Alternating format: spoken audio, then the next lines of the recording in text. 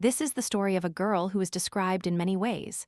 Jet black hair that fell to her waist, charming blue eyes that shone like stars.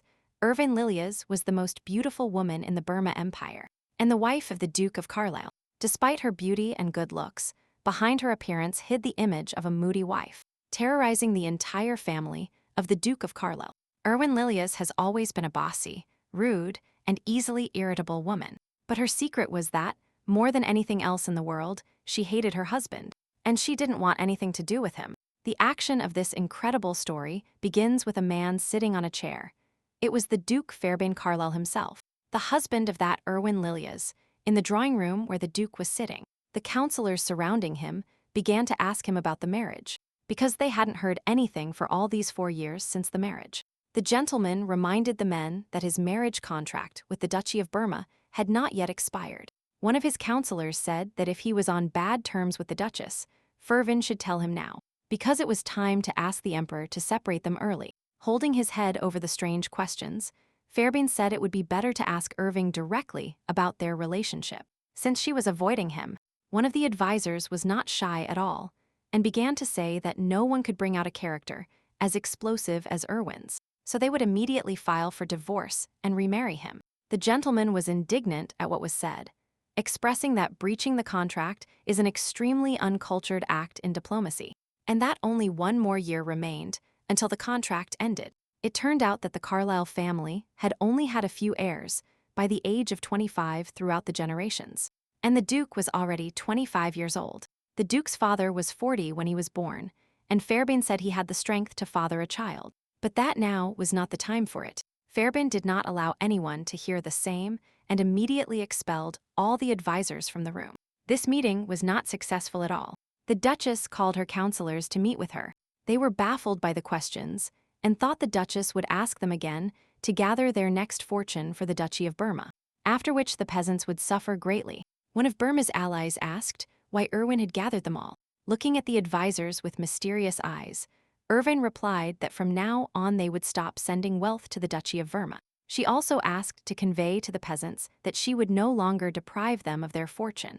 And then she apologized for having behaved so foolishly due to her extraordinary attachment to her family. All that happened was the story of a novel called Fairbairn and Stella, which Kate was reading. An ordinary cashier at a store, but a customer approached her and asked her to pay him. Not long ago, she was an aspiring singer working part-time. There were many times when she woke up in the hospital due to her exhausting routine. That lasted from dawn. Studies and work consumed her. That day, Kate fainted again right behind the register, but this day was a little different. She hit her head against the tiles and died. When she opened her eyes, she saw a young man in bed, with his sleeves rolled up and his shirt unbuttoned, revealing a slender body underneath. The man had beautiful platinum hair. An unknown man was sleeping on the edge of the bed next to Kate, which terribly confused her. She didn't understand where she was, why she ended up in bed, who this man was, why she was at work. Out of fear, the girl closed her eyes, hoping that when she opened them, everything would suddenly return to normal. Suddenly, the Duke touched Kate's head. Hovering over her with his masculine body, he begged her to wake up. The man was very worried about his wife. Meanwhile, Kate thought about what to do in this situation. She decided that, when the unknown man left, she would try to understand what was happening. While she was thinking, the Duke unexpectedly kissed the girl. Then Kate suddenly opened her eyes, which stunned the Duke, and it seemed her gaze was a little frightened. The Duke immediately announced her name, Irwin. Hearing this name, Kate got much more frightened, so she lost consciousness again, but already in a different body.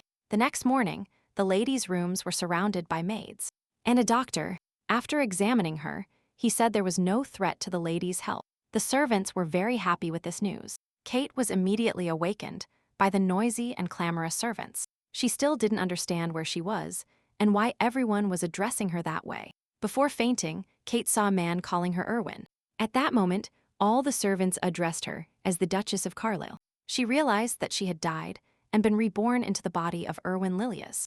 In the novel, Irvine maintained until the end that the accusations were unfair, as she was also an illegitimate daughter of the defeated Duchy of Burma, his only daughter, in whom his blood flowed and whose life was dedicated to the Tresia Empire. The imperial family, which maintained a friendly relationship with the Archduke, accepted her as a gift. after which she married the Duke of Carlisle, who was the emperor's right-hand man and an influential man in the empire. During 4 years of married life, there was no news of the appearance of an heir, and rumors spread throughout the Duchy of Carlisle that the woman was incapable of even performing the minimum duties of a duchess. However, when the contract was about to expire, someone put poison in the wine of the Duke of Carlisle. Suspicion immediately fell on his wife, Irving Lilias, whom the man hated with all his heart. It turned out that she was illegally transferring wealth from the Carlisle estate to the Duchy of Burma. After this, the girl was sentenced to death. Irving screamed until the end that the accusations were unjust, but absolutely no one believed her. Not even her husband, the Duke of Carlisle, who once loved her with all his sincerity. He did not believe her. Later he remarried Countess Stella Bell, who took care of him wholeheartedly. Kate did not understand why she had moved into Erwin's body. She did not understand why she was that bad villain. And she was even sentenced to die. The whirlpools of indignation calmed within her when she realized that, once in Erwin's body, her stormy emotions would not help. It was time to live differently than Erwin was used to. Kate, who had taken over Erwin's body, invited the servants to her house. A charming maid approached, and Kate, appearing before her in Erwin's guise, asked her about the longevity of her marriage to the Duke. The maid replied fearfully that she had been married to the Duke for 5 years and wondered why she had to discuss something like that. Determined to live 1 more year of peaceful life, Kate planned to receive a country house as compensation. She dreamed of an independent life after her divorce from the Duke of Carlisle. She just needed to become the Duke's ex-wife. After much thought in Erwin's body, Kate concluded that in order to survive, she needed to start doing good deeds to change others' opinions of herself. And the first person whose opinion she should change should certainly be the Duke. While thinking, Kate encountered a gentleman in the room. The servants immediately greeted him, and at that moment, Kate realized why they called him master after all. He was Erwin's husband. When Fairbairn entered the room, he immediately asked how Erwin was feeling. Kate realized that the moment she opened her eyes, the Duke of Carlisle was lying in front of her, like a shadow from the past. Looking at Fairbairn, Kate noticed that his demeanor was very different from his nighttime appearance, as if they were 2 different people. The gentleman's words that Erwin was fine sounded like usual relief, but his intention to leave was alarming. Suddenly, Erwin rushed towards him, grabbing the hem of his shirt as if it were her last hope, and looked him in the eyes with gratitude. There was a tense silence in the room, as everyone stared at Erwin in shock, wondering what the consequences of her fainting spell might be. In the novel, the main reason for blaming Erwin for the death was her tense relationship with her husband, which made her the prime suspect in the poisoning case. At that moment, Kate realized that every step she took was aimed at restoring her reputation and improving her relationship with the Duke. Fairbairn did not respond to Kate's words. He simply walked away silently.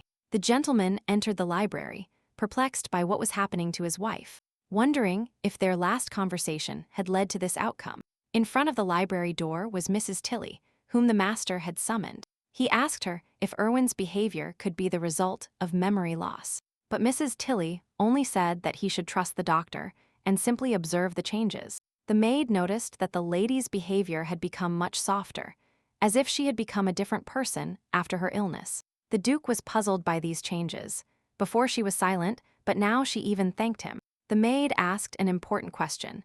Was it possible that the lady had made a firm decision to change? But Fairbairn categorically rejected these hopes, calling them futile. After the conversation, the master dismissed his maid, leaving her with her thoughts. Erwin, cruel and cold, rarely interacted with the residents of the Carlisle estate except to give orders. She had almost no contact with her husband, but she did with Madame Tilly, the only servant who was always by her side. Madame Tilly decided to ask the lady how her lunch was today. In response, she received that dinner, as always, was excellent, but it's interesting that in their first meeting, Madame Tilly was frightened to the point of trembling. However, now the lady feels that her servants are beginning to understand her, but she needs to improve her relationship with Fairbairn. During a conversation with Madame Tilly, the lady was called to the kitchen. Erwin decided to find out why Madame was especially busy today. Madame said that the gentleman decided to dine at home today. A few hours later, Erwin's maid, Marion, entered her room and reported that dinner was ready. Kate, in the lady's body, noticed the tension on Marion's face. She wondered why Madame Tilly's niece was still scared, deciding to ease the situation. Kate turned to Marian in a grateful tone. Erwin ordered Marian to inform her that she would dine with her husband that night. However, Marian replied that this had never happened before, but Erwin insisted that it was important to make a good impression. After asking the servants for help with her attire, Erwin asked Marian if she was afraid of her, and the answer was unexpected. The lady simply moved away from her usual black color. Erwin's mysterious behavior made Marian cautious, and she couldn't help but ask if there was something the lady disliked about her work. Erwin assured her that everything was fine and asked the maid to start applying her makeup. For 4 years, the lady rarely communicated with other maids, except for Lady Tilly. All they saw was the wicked Erwin's stern face, but now she had to gradually convince them of her change. When Kate opened her eyes, she was shocked by the image she saw.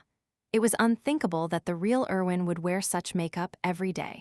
The lady's reaction left the servants apologizing in horror. Having decided to wash off the failed makeup, Kate decided to appear at dinner without any extra makeup, after which the maid brought her a tray of flowers so that Erwin could decorate her hair.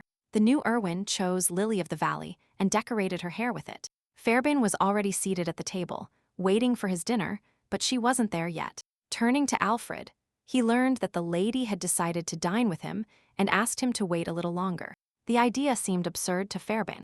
A man who usually ignored him suddenly suggesting dinner together seemed strange. At that moment, Erwin entered the dining room and announced that she simply wanted to dine with him.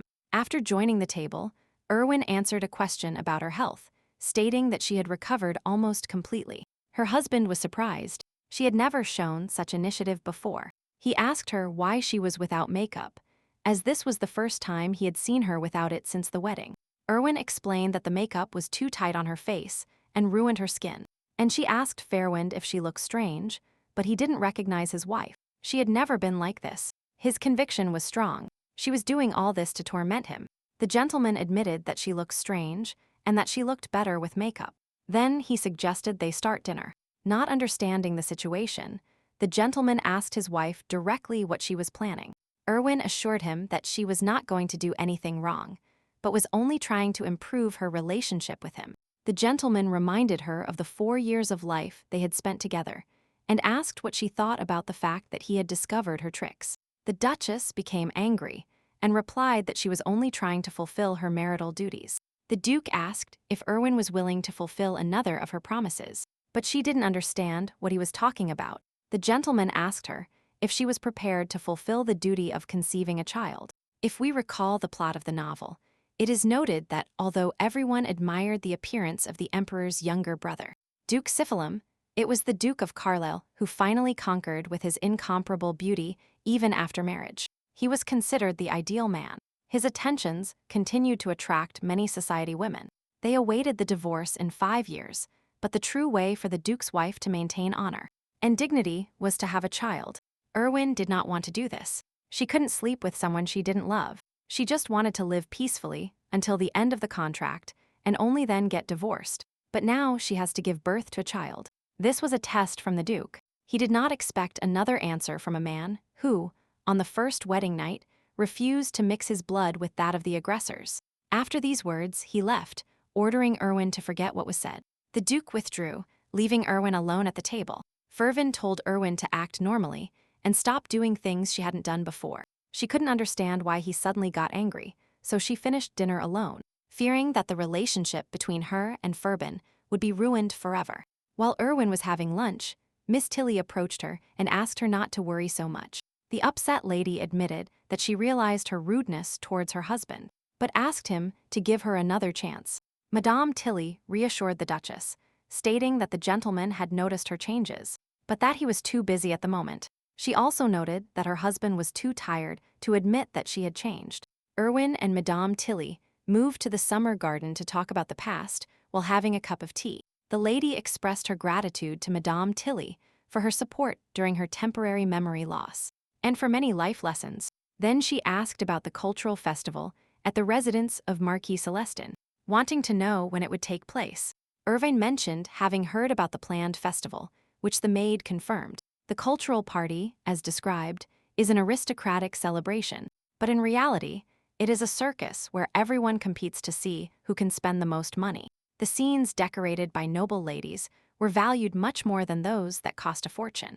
Erwin asked Zoratilly if she could participate in the festival in an attempt to change people's opinion of her through her singing. She then asked to find the best orchestra to accompany her performance. The lady offered to gather a choir to accompany the lady, but she insisted she could manage alone, demonstrating her talent in front of everyone on the estate. Madame Tilly was surprised and asked why the lady had hidden her talent until now. 3 days later, the servant reported that Marquise Celestino had learned of her lady's preparations for the party.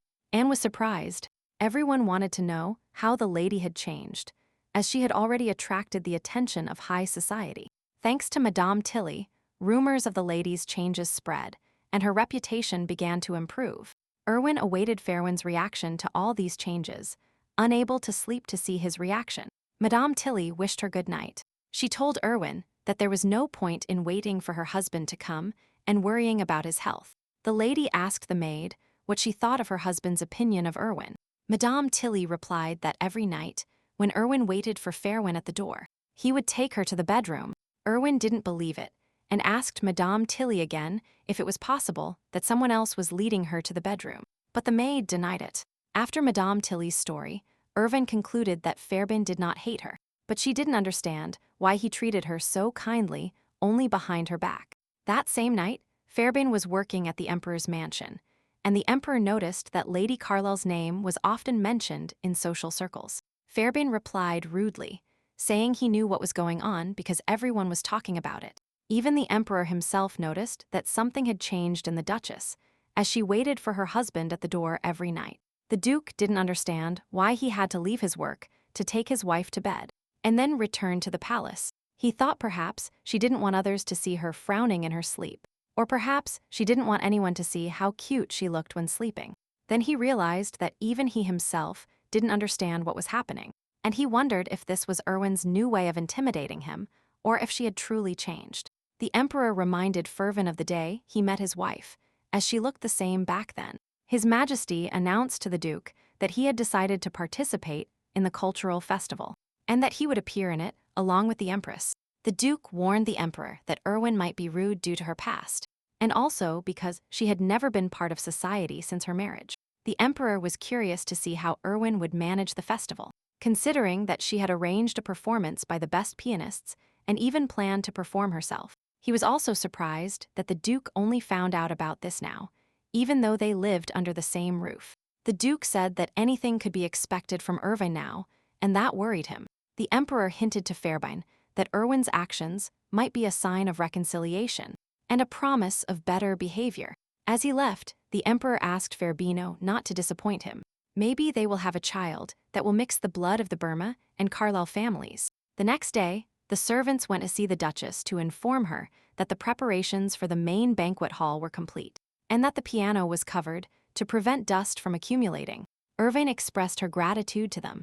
The servants noticed that the lady's character had undergone radical changes. There were only 3 days left until the event began, and several aristocratic families were ready to join it. For Erwin, it was an opportunity to show that she was not the villain rumored to be, but a devoted wife. Madame Tilly appeared in the ladies' room and brought a custom-made dress. Erwin wanted to try it on immediately so she could make the necessary changes. When Kate in Erwin's body took off the dress, she went to the mirror and realized that she looked quite good. While Kate admired her new body in the mirror, the Duke entered the room. The Duke asked his wife for a little time. Erwin felt embarrassed to meet the Duke in her nightwear. The Duke saw nothing inappropriate in it, but Erwin insisted on etiquette. They entered into a conversation about events that hadn't happened on the estate for a long time, after which the Duke asked another question. He wanted to know why Erwin had suddenly started acting differently, and if she was ready to change her attitude towards him. Erwin rejected his words. The Duke slapped his forehead, alarmed, reproaching Erwin for organizing the festival, to which she replied that she was doing her job. She reminded him that he himself had encouraged her to get involved in organizing events. Erwin expressed her discontent and even hinted at possible consequences. When she tried to walk away, she tripped and fell, feeling deeply ashamed in front of her husband. When she looked, it turned out she had fallen for the Duke. She asked her husband if he had strange tastes, because now she wasn't wearing much makeup. It was too much for her, and she screamed because there was a 2-meter-tall man lying on top of her. The Duke explained his actions, saying that otherwise she would have avoided him like before.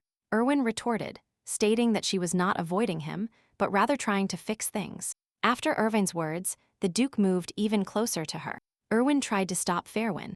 Then he asked what prompted her to do those things. The Duke said she was using her duties as an excuse to get her way. The Duke's expression alarmed Erwin. Erwin suggested they go upstairs so they could talk properly in a more suitable setting. Fervin said he wouldn't let her go until he heard the whole truth, but Erwin repeated that she wanted to improve her relationship with her husband. But she didn't understand why he couldn't accept it. Then she tried to push him, but instead accidentally unbuttoned his shirt. Fervin moved even closer to Erwin and asked her to say it again. Then he advised her to stop playing tricks on him if there were any. Erwin refuted the Duke's thoughts, saying she regretted her actions. The Duke didn't understand what she gained from this, but said she was fulfilling the duties of the Duchess to successfully complete the marriage contract. The Duke laughed, noticing she spoke so easily about everything, and accused her of deceit. Erwin realized that her husband had misunderstood her. The Duke began to realize that there might be something more and expressed his doubts. He started suspecting something more, so he rudely told her that all this time, while they were married, she treated him like a pathetic piece of garbage and now wanted to deceive him and easily give birth to his child. Erwin cried in front of her husband, realizing that even in this situation, her efforts met with distrust. She couldn't understand why she never became a singer and had to be reborn into the body of the villainous Duchess. All her efforts met the wall of the Duke's distrust. The Duke was surprised to see emotion in Erwin, something she had never shown before in their 4 years of marriage. But Erwin rudely replied that she had cried simply because tears had flowed spontaneously. The Duke simply handed her a napkin and asked her to wipe away her tears. Trying to calm her, he said that tears wouldn't change anything. To this, the Duke simply took her hand, without expressing his answer in words. Erwin didn't understand what was happening, so she replied with the same rudeness. The gentleman couldn't stand seeing his wife cry, so he calmly took and wiped the tears from her face with his hands. Then he got up and said that if there was a misunderstanding between them, she should clarify it to him. He also asked her the reason why she had done nothing but annoy him for 4 years. And now she had decided to change. But the lady replied that she deeply regretted having made him suffer, and that she couldn't even perform the minimum duties as a duchess. She also said once more that she wanted to make amends for her mistake by fulfilling her role as duchess and conscientiously fulfilling her duties during the remaining year of their 5-year marriage, officially recognized by the emperor.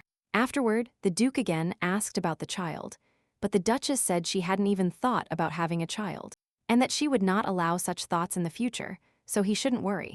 But in reality, her opinion about the Duke's child made her angry. The Duchess didn't realize this, so she said she knew he married her by order of the emperor, but that only 1 year remained, so during this time she would behave like a true duchess. And after that they would divorce, so it was better for him to have a child with the woman he truly loved. Following the Duchess's explanation, Ferben left saying he accepted her choice. Kate realizes that her husband still doesn't fully believe her. She thought about what kind of sin she had committed to be reborn into the body of Erwin Lilias. The Duke doesn't understand how his heartless wife could cry in front of him. Clear tears, like amethysts, rolled from her eyes, and it was the first time he had seen her so confused, which made him more sensitive towards her. Madame Tilly approached the Duke and asked if he had given his wife the dress as a gift. She also pointed out that the Duke not only gave the dress, but also had a conversation with his wife. He says about a conversation about some everyday topic, for example, about how beautiful the dress was. Afterward, Madame Tilly asked if the Duke really didn't notice Erwin's efforts. The Duke did not answer this question. He asked what the woman's crying could mean. He said that women usually cry when they are sad. Then he realized that he was asking those questions because the lady was crying in front of him. But the Duke said that she didn't need to know. He asked her to return quickly to Erwin so she could put on a dress. When Madame Tilly left, Fairbairn went to the door to hear if Erwin had stopped crying. He made sure everything was fine and rejoiced, saying that fortunately she had stopped crying. But then he realized that he had started to worry about that woman. The Duke realized that this was nonsense because he remembered how she treated him during the 4 years of their marriage. Between the Tresia Empire and the Burma Duchy, after a long battle, the empire's army reached the capital of the Burma Duchy. It was there that Fervin met his future wife, Irving. He had never loved anyone in his life as much as he loved this woman. It was also the first time he entered a battle for someone's heart. It seemed that their marriage was a decision by the emperor to resolve diplomatic issues. But everything was the result of Fervin finding out about the intentions of the emperor's younger brother, Duke Cybelum, to marry Irving. Even when she arrived in the Tresia Empire, being the princess of the defeated country, she did not utter a word, but Fervin believed that if he showed enough determination, Irving would get used to the life of a duchess. Furthermore, he was sure that she would be happy with him. And although he did everything for her, it was all an illusion. The poisonous words she threw at him that first night made his teeth clench. Moreover, the words, "I would rather die than sleep with you," made his heart stop. And even after so many years of hard work, her hatred did not disappear. The day of the event to which everyone had to attend arrived, and the Duchess decided to demonstrate her singing to the servants. Everyone eagerly awaited Erwin's rehearsal. The maid Marian said she had heard that the most talented people were extremely insecure, but the lady was so talented that she would surprise everyone around her. Kate thanked everyone, but remembered that before entering Erwin's body, she was an aspiring singer with musical training. But suddenly, Madame Tilly entered the room. She said that His Majesty had arrived, and with him, the Empress, Duke Sybil, whom they absolutely did not expect to see. Erwin knew that now she couldn't make any mistakes, especially at such an important time, because the reason the bar was set so high was to be able to make her a scapegoat. If she does something wrong now, they will think her goal is to humiliate Fervin. Moreover, today is Erwin's public debut day, so Kate must show people through her behavior that she is a good wife, who is definitely worthy of her husband. After all the thoughts and considerations about her upcoming debut, Erwin decided to confess to the guests. As Erwin was about to leave, Madame Tilly told her to wait a moment because the gentleman wanted to see her. The Duchess was afraid. Why should he see her if he hates her? As she left, Erwin said that from that day on he would change his opinion of her. Upon leaving the room, she noticed the silhouette of a man behind the door. The gentleman behind the door heard everything that was said, and after she said that, the lady was thinking too hastily. After the servants left, this scared Erwin because she was afraid of being alone with her husband. After the servants left, Fairbairn closed the door behind them and remained alone in the room with his wife. But Erwin, frightened, said it was time for them to leave. Fairbairn wanted to touch the Duchess, but she pushed his hand away. The Duke immediately said that this was her true desire, that she wanted to hit him. The lady reacted to this, and the Duke looked at her with a terrifying gaze, and she got scared. But the Duke said he was only trying to move the hair off her face. As he left, Fervin joked that he had only slightly eased the tension, although a woman like her wouldn't understand it. The lady was surprised by this, because she didn't understand how that guy with an icy heart could laugh. Then she said that if he tried to calm her down like that, then she believed she would get used to her new appearance. The Duke felt embarrassed by this, and said that if she behaved incorrectly at the debut ceremony, they would laugh at him. They needed to go see the guests now, because everyone was waiting for Erwin. Afterward, they went to the ceremony together. As she was coming down, she asked her husband to walk slower, as her dress was very uncomfortable that day. As she descended the grand staircase, Erwin stepped on the hem of her dress and began to fall down the stairs. Frightened, Fervin immediately extended his hand to help and care for her. The attempt to catch the Duchess was unsuccessful. He failed to catch her in time. Erwin fell and hit her head on the steps, causing her to faint. The event at the mansion is about to begin, and such an absurd situation happened to Erwin.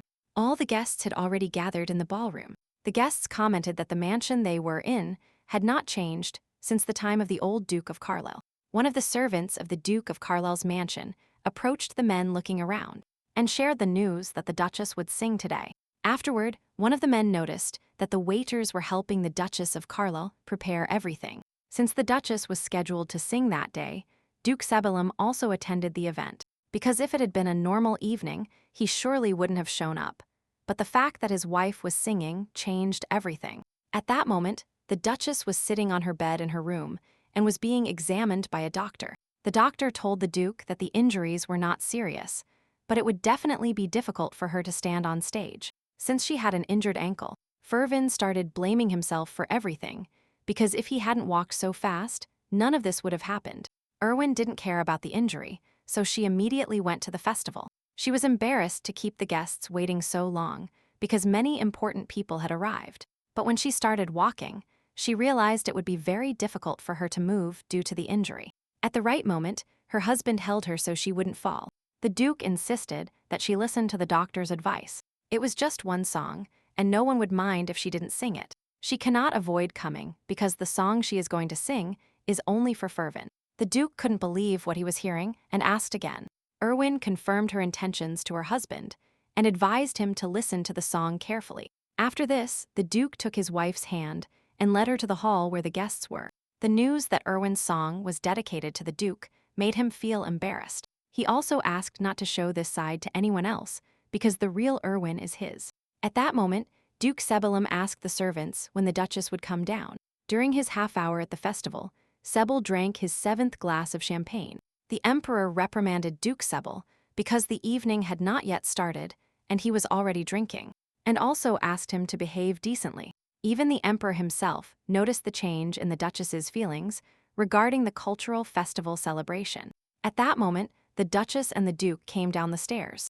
Everyone was shocked by the changes in Erwin, because at the wedding it was clear to everyone that they were cold to each other, like enemies after a battle. No one understood why Fervin looked at his wife that way. He looked at her with loving eyes. The atmosphere was like a blooming garden.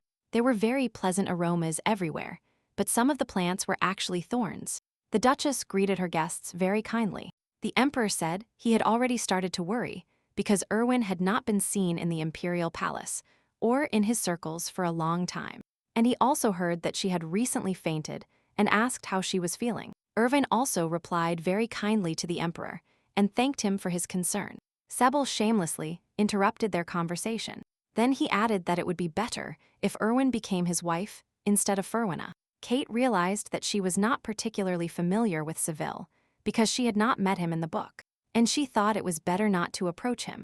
Then she apologized for not being able to fully perform her duties for 4 years. From now on, she will do everything in her power to become a good duchess. She also promised to perform a song as proof and asked everyone to wait for her. She dedicated her song to Fairbairn and took a deep breath with full enjoyment, preparing to perform a musical masterpiece. When she started singing, all the guests were surprised because they did not expect Erwin to be so talented. For a second, Erwin thought that the crowd seemed to be enjoying the performance and that her leg didn't hurt at all. But in the middle of her performance, she felt an incredible pain in her leg. To the surprise of everyone present in the room, Erwin fell directly onto the stage. But she didn't stop and continued her incredible performance. At that moment, Fairbairn ran towards her and wanted to lift her, but Erwin stopped him and continued singing on the floor. Erwin can only think of one thing, that she cannot stand on her own. However, she finds the strength to continue performing as if nothing had happened. The guests noticed that the girl's position recalled a scene from an opera, as the girl sings practically kneeling. But the Duke listened to no one, as he was carried away by his wife's singing. Everyone present whispered secretly that they had never heard anything more fascinating in their lives. When the Duchess finished the song, Sewell decided that a beautiful scarlet rose flower would definitely fill this song with an incredible aroma. When Sewell moved to approach the Duchess, Fervin noticed and reached the man standing in front of him. Approaching her, the Duke first kissed her hand, expressing his gratitude for the beautiful song she had performed so heroically for him. Sewell was not pleased with the Duke's actions, but the Duke told his wife that from now on she should not sing songs about him in public. Since he wanted to hear it personally, he wanted her to remain only his Duchess. He wanted her and her inner world to belong only to him. In the popular novel Fairwin and Stella, the main villain Erwin Lilias makes a brief appearance at the beginning, pushing them together. Her role was simple and small, to die for the sake of others. In the original, the couple was connected only by a marriage contract, nothing more. And nowhere was it written that Fervin liked Erwin, not even a little. So why is he saying this? Kate didn't understand why the Duke wanted her to sing this song for him in private, and why he wants this bright side to be only his. After all, in the original, he behaves this way only towards the protagonist and not towards Erwin. He feels nothing for her. So the Duchess said that she would sing for her husband 1,000 more times. After this, Marquise Celestia called her and congratulated her on her singing. The Duchess was pleased with the Empress's compliment. When Erwin wanted to approach the Marquise, the Duke took her hand, telling her he was afraid to let her go alone. She didn't understand what was happening, but the Duke said they had to present themselves to the public as a royal couple. Therefore, Erwin thanked the Marquise, saying she appreciated her attendance at this cultural festival, and apologized for not being able to spend more time with them. When Fairbairn saw that his wife's hair was a little undone, he decided to fix it. Erwin began to worry because she thought it was too late for them to show a harmonious couple. The people surrounding the couple, watching as Fairbairn carefully fixed his wife's hair, were incredibly moved. The evening arrived without anyone noticing, and all the guests began to gather, bidding farewell to the Duchess and expressing sincere words of gratitude for the evening and her wonderful performance. The guests left completely delighted. The Empress herself shared her impressions that Erwin's singing moved her to tears, and the Emperor called Erwin a true criminal since all this time she did not appear in public with such elegant vocal skills. The Emperor and Empress immediately invited Erwin and Fairbairn to their ball, which pleasantly surprised Erwin because it was her chance to realize her plan to appear as the best wife in public.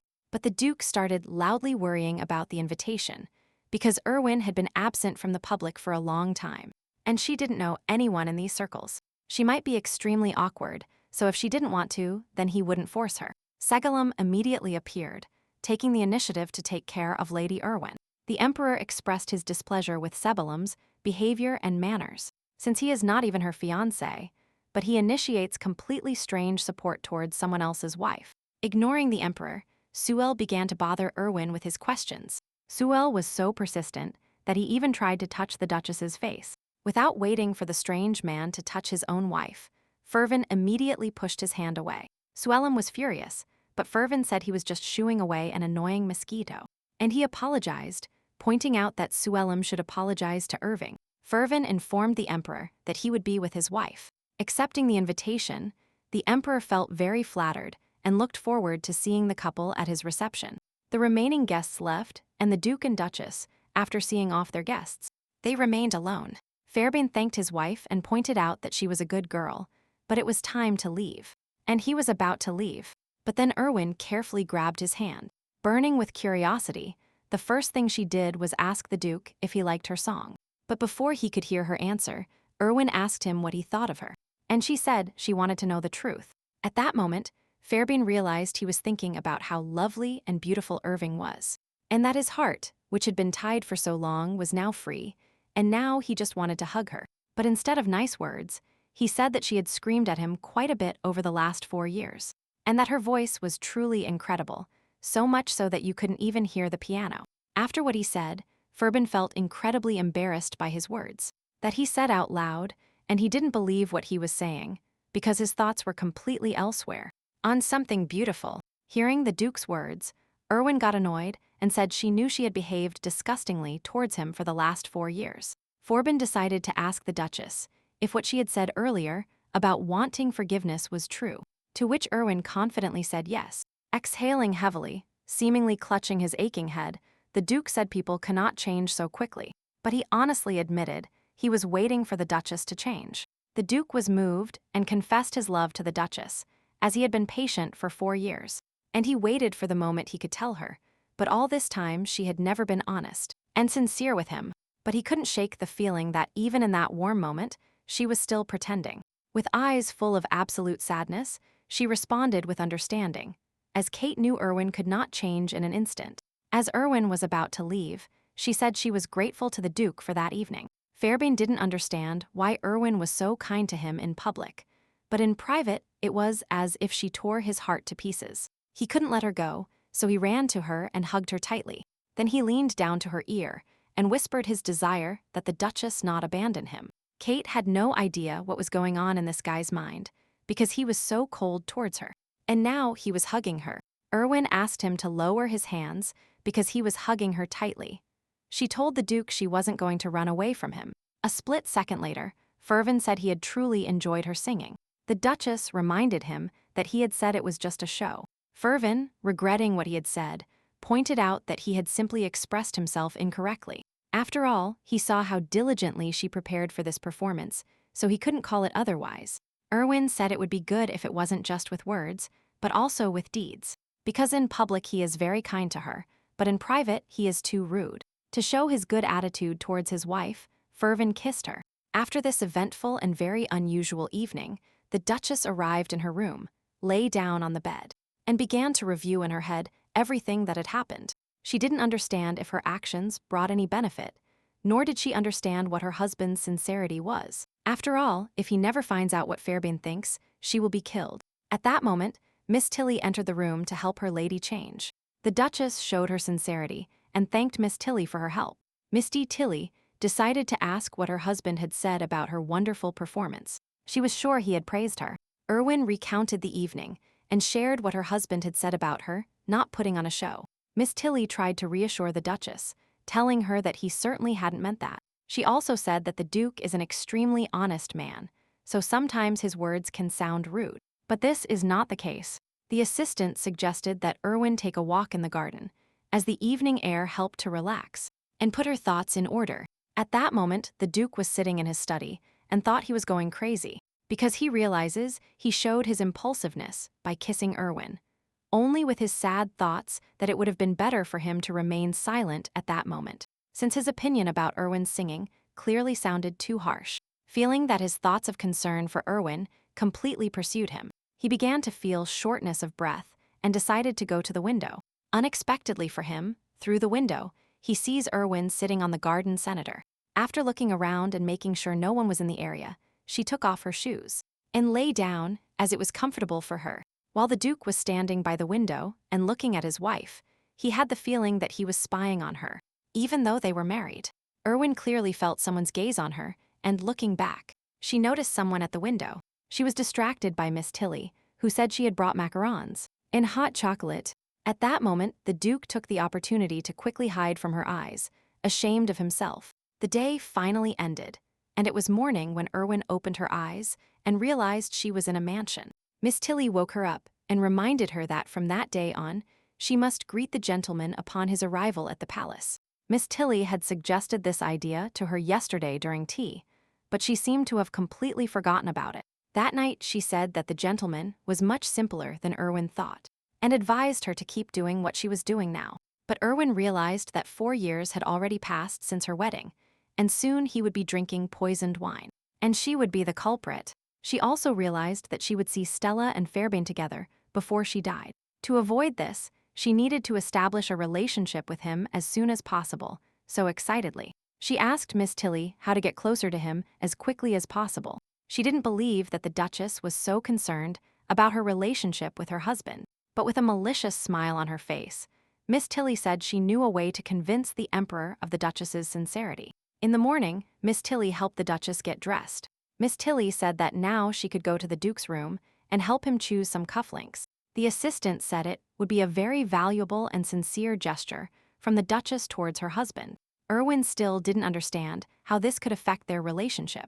Miss Tilly explained that choosing cufflinks for him was a gesture of sympathy and appreciation, since the last 4 years had probably been very difficult, and she needed to fix the relationship so their marriage could bloom again. Miss Tilly hinted to Erwin that a more effective way to solidify their marriage would be to produce an heir. But Erwin did not expect this at all.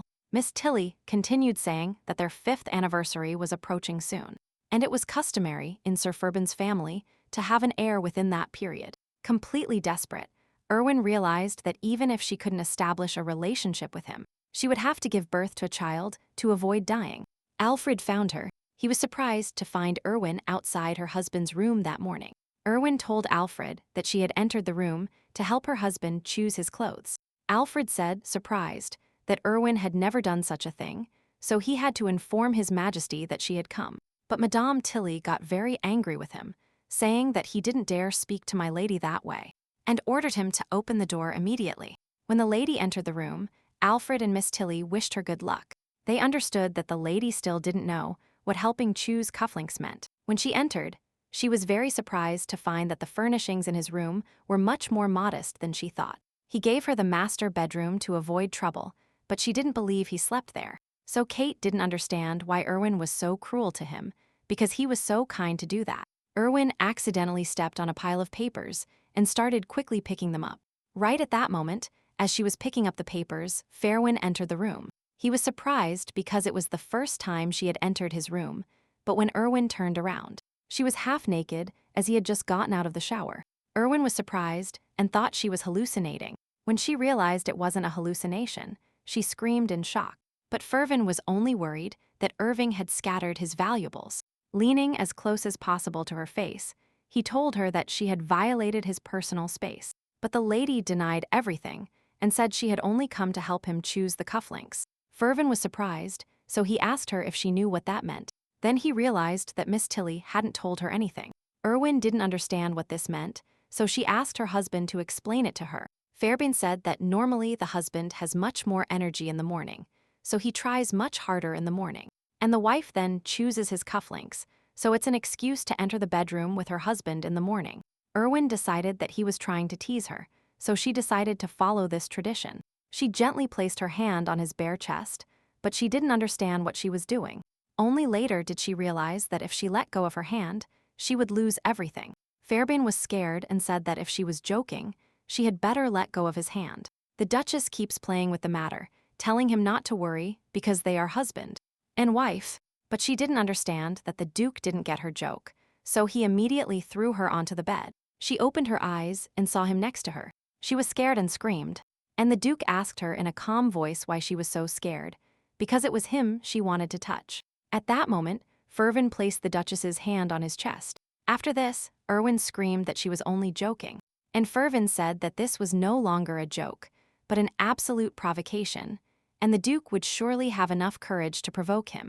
The Duke was already prepared for anything his wife might suggest, but she screamed again and said that the only thing she wanted from him was for him to dry himself after the shower. Here both felt the discomfort that was happening between them. He obeyed his Duchess and did what she asked. At that moment, Alfred was very worried, as it was already 7:30 in the morning, and they still hadn't left, but Madame Tilly, on the contrary, was very calm. Alfred said he couldn't wait any longer, so he decided to enter his room. Madame Tilly reacted quickly and grabbed him by the hem of his jacket to stop him. Alfred said that it was taking him twice as long as usual to get ready, and that he needed to make sure everything was fine. Madame Tilly said that Alfred was very naive, because now the master and lady were spending time alone. But Alfred didn't understand this, and started asking Mrs. Tilly tactless questions. When the Duke complied with his wife's request, she said she would go to his room, since she was exhausted from everything that had happened that morning. But the gentleman stopped the Duchess by the hand and asked her for help choosing his clothes for today. She asked him if this matter had to do with some family tradition, because if so, she wouldn't follow it. The Duke replied that there were no traditions on that topic, so Erwin agreed. She decided to choose the first set she found. It turned out to be a white suit, but when she looked back, she saw that there was a towel on the floor and got scared. However, she saw that her husband was not naked at all, but was already standing there, dressed in pants. Fervin thought Erwin expected something more. He thought that was exactly what she wanted from him. Erwin denied his words and asked him to get dressed quickly. While the gentleman was getting dressed, he asked Erwin to find him some cufflinks, and suddenly she noticed some very pretty cufflinks. They were heart-shaped, and she immediately offered them to him. The gentleman asked her if there was any reason why she had chosen them. The Duchess said that the only reason for this choice is so that they can be closer to each other, and that she wants them to stop fighting and start their family life from scratch. Although it seemed strange to the Duke to hear that from her, he was still happy about it. He said he noticed how hard she had tried lately and promised that he would try too. Hearing this, Erwin smiled happily. It seemed that everything was going well for her. Miss Tilly, standing behind the door, heard the entire dialogue between Erwin and the Duke. She was incredibly happy that their relationship was improving. At that moment, the Duke and Duchess left the room. Unexpectedly, Alfred and Miss Tilly immediately invited the couple to breakfast. All the clustered servants took turns wishing Mr. Fairwin good morning. In the dining room, before the meal, the Duke informed Irvine that they would have dinner together tonight, so she should expect him and prepare a late dinner. The servants were delighted with this news, because it was the first time Erwin and Fairwin would dine together since their wedding. The Duchess happily replied, realizing that they looked like the perfect couple to everyone. But then she asked again about the late dinner, because it meant they would be together at night. Extending his hand to her, the Duke told the lady that of all the Duchess's duties, this was the most important one. Coming face to face, Fervin decided to ask her why she was so worried. Since she was talking about unity, Fervin then quickly slipped away, while Irving was in shock. He left, so she didn't have time to answer anything. The Duchess tried to shout after Fairwin to understand what he meant. Having already mounted his horse, Fairwin shouted back to the Duchess that they would discuss the matter tonight. After their wedding night, Fairwin and Irwin never shared a marital bed together again. But in the original, their first night did not go as planned, as the Duchess had a fit of rage that scarred their hearts. Kate knew that with that description of the wedding night, Fairbairn would probably be against Unity. But he suddenly changed his mind. The servants, having seen and heard everything that was happening, began to whisper that something was clearly wrong. Unity seemed impossible after so many years. Irwin was still there in shock, but Miss Tilly beside her was moved with happiness, and said that she knew the lady would definitely succeed. Around them, servants were heard shouting that everything had to be prepared urgently. Both dinner and a bath with rose petals. Tears were already welling up in Irwin's eyes. She realized she had made a big mistake. Miss Tilly tried to assure Irwin that it should have been this way from the beginning. Their dialogue continued. Madame Tilly told the Duchess that now the elders would not scold Irwin. As soon as the baby was born, there would be no pressure. At that moment, Madame let slip a phrase that was unpleasant to Irwin's ears. She said it was as if they were getting married for the second time, but then apologized immediately. This expression clearly displeased the Duchess, and annoyed, she called Madame Tilly tactless. Irwin didn't care whether it was a new marriage or not. Her main goal was to successfully complete this wedding and get the divorce. The Duchess immediately tried to smooth things over between them, telling Miss Tilly that Fairbairn had probably mentioned Unity out of courtesy. But Madame insisted that the Duke would not use such words. Also whispering in Irwin's ear, Madame reminded her that he wouldn't even touch her without permission, because he had made a promise. At that moment, all of Fervin's last warm touches crossed Irwin's mind, but Irwin didn't understand why he suddenly started talking about Unity and asked Mrs. Tilly about it. Madame Tilly said that Irwin had become so beautiful lately that the gentleman couldn't have reacted otherwise. Irwin was surprised by Madame's answer. Until that moment, it seemed to her that everything was completely different. The scene shifted directly to the imperial palace of Teresia. Fairbairn was already working at the Teresia Palace, but he was worried with thoughts about his conversation with Irwin about reviving their marriage. The Duke understood what she meant and tried to steer the conversation in a peaceful direction. However, as soon as they start building a good relationship, the pressure on Irwin to give birth to a successor only increases. He thought that even the cunning Miss Tilly was strangely obsessed with everything related to the heir, perhaps to protect Irwin from the elders. Afterward, the Count of the Celestine family, Reine Celestine, entered the room and asked why Fervin was frowning so much. The Count noticed that when the servant outside knocked on the door without stopping to deliver the letter, the Duke didn't even notice that he was entering. Rents immediately noticed the Duke's cufflinks and was very surprised, because the Duke himself surely wouldn't have chosen them. Fervin told the Count that Irving had helped him choose them, but Rents couldn't believe it.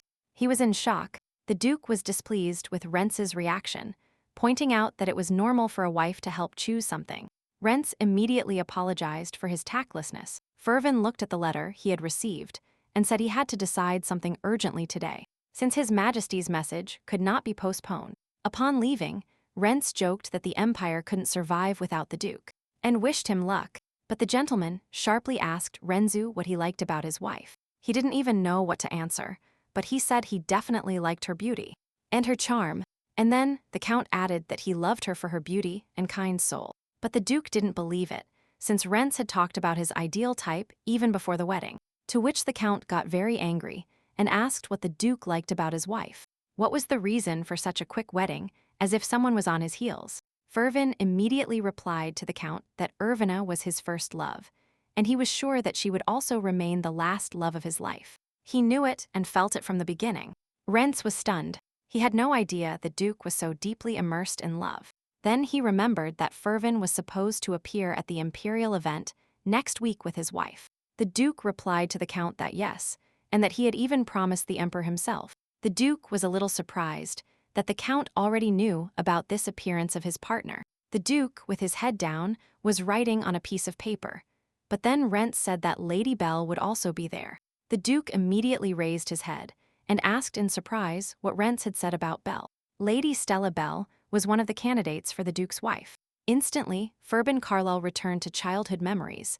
His mother died giving birth, and his father showed no interest, so Ferben spent his childhood abandoned on a country estate. The only memory left from that time was that of Miss Tilly, the Duke's nanny, and also Miss Stella Bell, who lived on the neighboring estate. Fairbairn decided to ask Rents if he knew that mentioning another woman's name to a married husband was impolite. And why did he make that clarification, that she was a candidate to be his wife? Rents, after the Duke's words, realized that he had behaved incredibly stupidly, and he apologized for everything he had told the Duke. He was simply sure that he and Miss Bell had been friends since early childhood. Afterward, Fairbairn said that if Rents had nothing else to say, he would leave since it was time to meet with His Majesty the Emperor. Rents was sure that the Emperor was probably spending time with Her Majesty the Empress. But then the Duke smiled and said he would also like to have a nice time with his wife. At the moment of the Duke's departure, the Count was stunned by what Fairbairn said about how he would like to spend pleasant times with his wife in trivial conversations, or physical ones. Rents expected Erwin to have changed, but he was puzzled by the question of whether Fairwin himself might have changed. At that moment, Miss Tilly was in Erwin's room and said quite fiercely that the Duchess needed to make eye contact with the gentleman at least once. All the maids gathered around Erwin, and all they did was exclaim how much time had passed, and how wonderful the air would be. Unexpectedly for Erwin, a maid approached Madame Tilly and told her that she had brought the same musk. But the Duchess exclaimed that they were creating a very suspicious image by talking about the same musk. Tilly tried to calm the lady, telling her she had nothing to worry about because musk was very valuable in their circles. The maid holding the bag of that same musk on the tray had a very strange expression on her face. The Duchess was very alarmed by this strange situation. Miss Tilly tried to put the bag in the lady's petticoat, but she began to flatly refuse to use something so suspicious. But Madame Tilly was very persistent and quickly placed the bag where she wanted it. The Duchess screamed that Madame should immediately take out what she had put in her, but Madame said that if she took it out, the dress would be ruined. When Tilly wanted to ask Marian to bring some rose oil, she saw that her assistant was not where she had called her. Turning around, Madame and the Duchess were surprised by what they saw. Marian was under Erwin's dress. She didn't understand how Marian managed to get intoxicated so quickly by the scent. But Marian said that the scent of musk was so beautiful that she couldn't feel her fingertips. The maid started scolding her assistant because such things cannot be said in front of the lady. But Erwin convinced them that everything was fine. Marian said that all the maids constantly talked about how beautiful and charming the Duchess was. Stunned, Marian asked the lady why she rarely attended gatherings of aristocrats from other families. And Erwin answered confusedly that next week she would be at a ball in the Imperial Palace.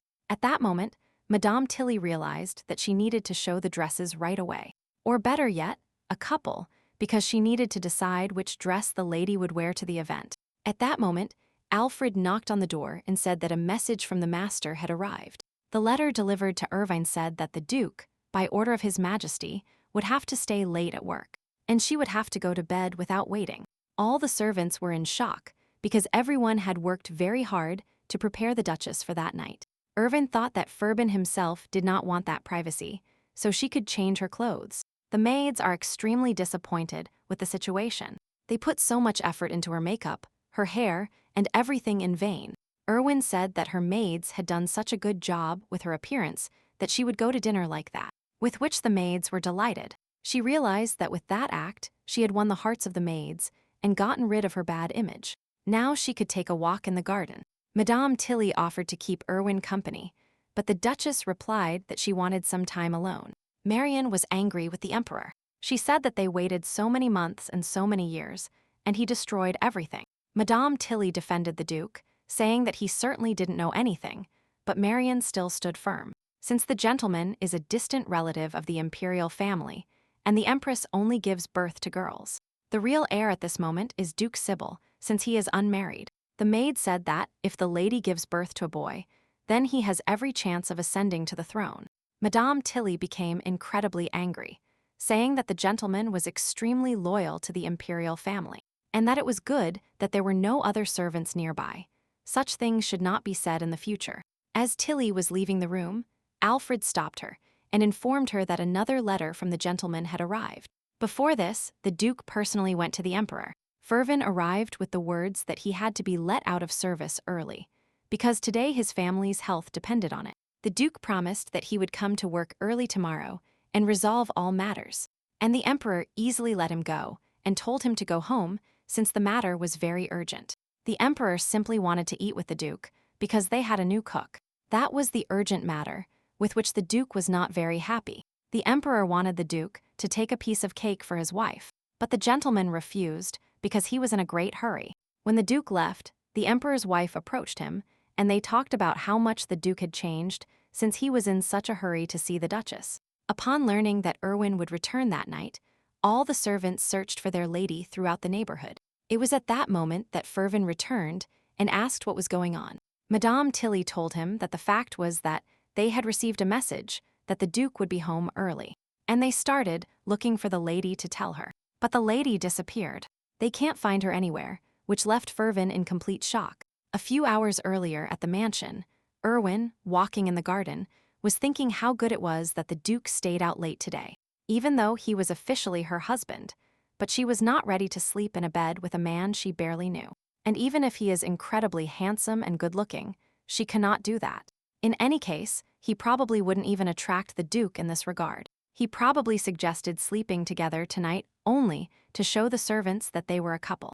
After all, his goal is to fulfill his duty as a wife, according to the contract, and separate peacefully. She thought about it carefully, and the time to return came. But in the distance, she saw a small house in the garden. Upon entering that small house, she could not see anyone. She realized that this house was too clean to be an abandoned house, and she thought that maybe it was the gardener's house. When the lady was about to leave, she noticed a cute little black kitten under the table. Erwin could not leave. She approached him and asked where he had lost his mother. She also realized that if she left him there, he might starve. But if she takes him, she will never see his mother. She decided to stay with him and wait for his mother, as she had plenty of time before dinner.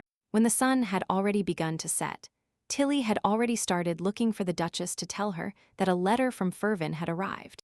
Madame Tilly saw that the doors of the small house were ajar. She entered the house and saw the lady sleeping on the floor there. At first, she wanted to wake her up, but then she realized that she could not miss such a good opportunity for the Duke. Miss Tilly met the Duke, told him everything, and said she had searched all around the house, but she had not found the lady. But she said she checked everywhere except his little house, where they could spend time alone with his wife. The lady added that the Duchess was probably embarrassed that the servants knew about their wedding night, so she thought they could spend the night with her in a more relaxed environment. Since the other servants don't know where Irving is, Miss Tilly let the Duke find her himself. When the Duke entered her house, he saw his wife sleeping on the floor. He was puzzled by the question of why she was sleeping on the floor and not on the bed. He looked at her and only thought about how sweet she was while sleeping. She just exuded tenderness and beauty. Ferwin could not resist and decided to lift her. His touch woke up the Duchess. She didn't understand how she could sleep so soundly. Erwin fully opened her eyes and was surprised to see Ferwin standing next to her. The Duke said it was his personal house and that he spent time there when he wanted to be alone. Fervin extended his hand to her and invited her into the house. The Duchess realized that she had been strolling in the garden and had entered the cottage, after which she had fallen asleep. The Duke was wearing the suit he had put on that morning, which meant he had not worked late, and he had returned home directly. The Duchess said she didn't want to go home. She knew that if they entered the house, she would have to sleep with the Duke. His face clearly showed disappointment at Erwin's refusal. The gentleman said that couples who get along well must sleep together. Erwin realized that this was true, and asked her husband to promise her that they would sleep in the same room, but in different beds. The Duke said that she herself said that they should start over as a loving couple. But according to the Duchess, they are a loving couple in front of everyone, and that doesn't mean they will sleep together now. Besides, he doesn't want to have children with her. The Duke said quietly that he had not said he did not want to have children with her. The Duchess didn't hear him and asked him to say it louder, but then the smell of musk began to take effect. The Duke collapsed on the floor. He didn't understand what that smell was. Fervin had no idea what was happening and asked the Duchess what she had done with her body. Fervin immediately jumped up and hugged the Duchess as tightly as he could. Irving had completely forgot about the small bag that Miss Tilly had given her, and she didn't understand what was happening. She abruptly pushed the Duke away from her. As soon as Erwin pushed him, she immediately realized what that smell was, and her gaze filled with many questions. He immediately knelt down and put his hand under the Duchess's skirt, taking out precisely that bag. Erwin was clearly even more furious about what the Duke could allow himself. But at that moment, Fervin said it was the musk of a valuable white deer that lived in the north. What was on Erwin's dress was very strange, exclaimed the Duchess furiously that she didn't know what it was, because Tilly had left it behind while packing it. Fervin, who was very self-assured, thought that the Duchess was definitely pretending to be stupid, and that she perfectly understood why that was happening. But he did say that girls had been using these bags of musk to seduce boys for over 100 years, and that she had fulfilled all the conditions for seduction. You can tell a lot of effort was put into the makeup, complemented by a nice outfit, and completed with a seductive scent. Approaching the Duke, Irving, looking directly into his deepest eyes, said that the servants who had planned all this were the culprits for that image. And that aroma. She only promised them she would walk like that until night. Hearing these words, the Duke decided that if she dressed up only for the wishes of the maids, then she should fulfill his wish.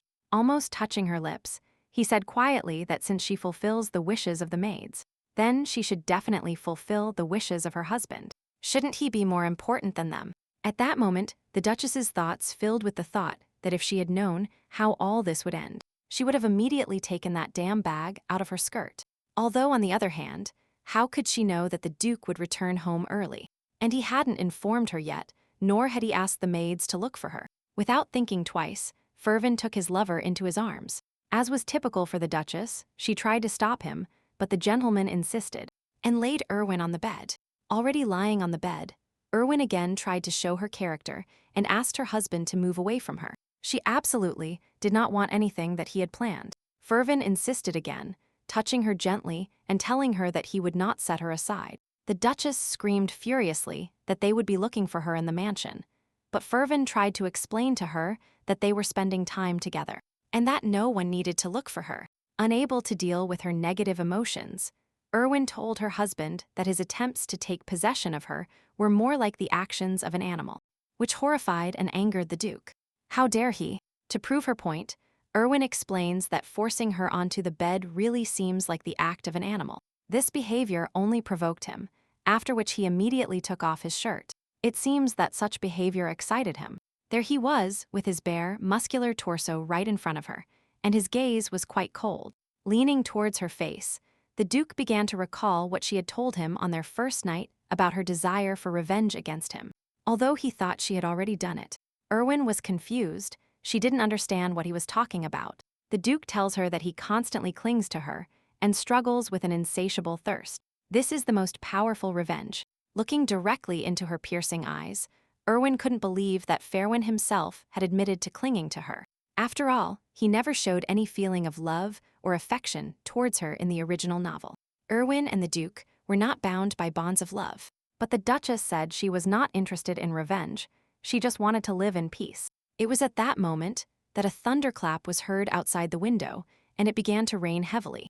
Now they definitely couldn't get out of there. The Duchess did not make it to dinner and went to bed hungry. The Duke himself heard the noises from her stomach. Fairbairn suggested that Irving have dinner together and then talk amongst themselves. She once again showed her aggressiveness and temper, insisting on continuing the conversation. But the feeling of incredible hunger overcame the Duchess, and they started eating whatever was available in that small house. The Duke, after searching the entire house for more delicacies for his wife, discovered a bottle of wine. He was clearly happy about it. He offered the Duchess some strawberry wine and filled her glass. Surprisingly, this time she didn't resist and began to taste the strawberry wine that Fairbairn had found. He couldn't stop admiring his Duchess, with piercing yet tender eyes, as she savored that same wine. Fairbairn noticed the crumbs left on his wife's face and began to brush them off her sweet little face. But it wasn't like that. Erwin didn't have time for pity. She was clearly furious about the courtship. The Duchess decided to remind Fairbairn that they would sleep in the same room, but in different beds, since all husbands sleep in the same bed, and if the maid comes in the morning and sees this, she will report it to the elders. But the Duchess seemed moved by her husband's thoughts. He told her that he would not force her to do anything, but Erwin replied by saying that she could always have children with another loving partner, to whom she was truly devoted. Fervina was furious about what the Duchess said. She immediately got up and shouted that she would do just that. It was a mystery to the Duchess why he was looking at her that way. But she knew one thing. The reason for his anger was not hidden in the conversation about the child, but about her other partner. Several hours passed, and the Duke lit the stove in the house. There was a certain peace in the house, and having calmed down, the Duchess sat down and read a book. She realized that the rain would not stop soon, and that she would have to sleep in the house. Looking around, she saw a small bed, obviously for 2 people, where Fervin was already lying. Gathering courage, she approached Fervin and asked him if he was really going to sleep in the bed. The Duke was bewildered by this question. It seemed to him that they already had everything decided, and that they would sleep together, nothing more.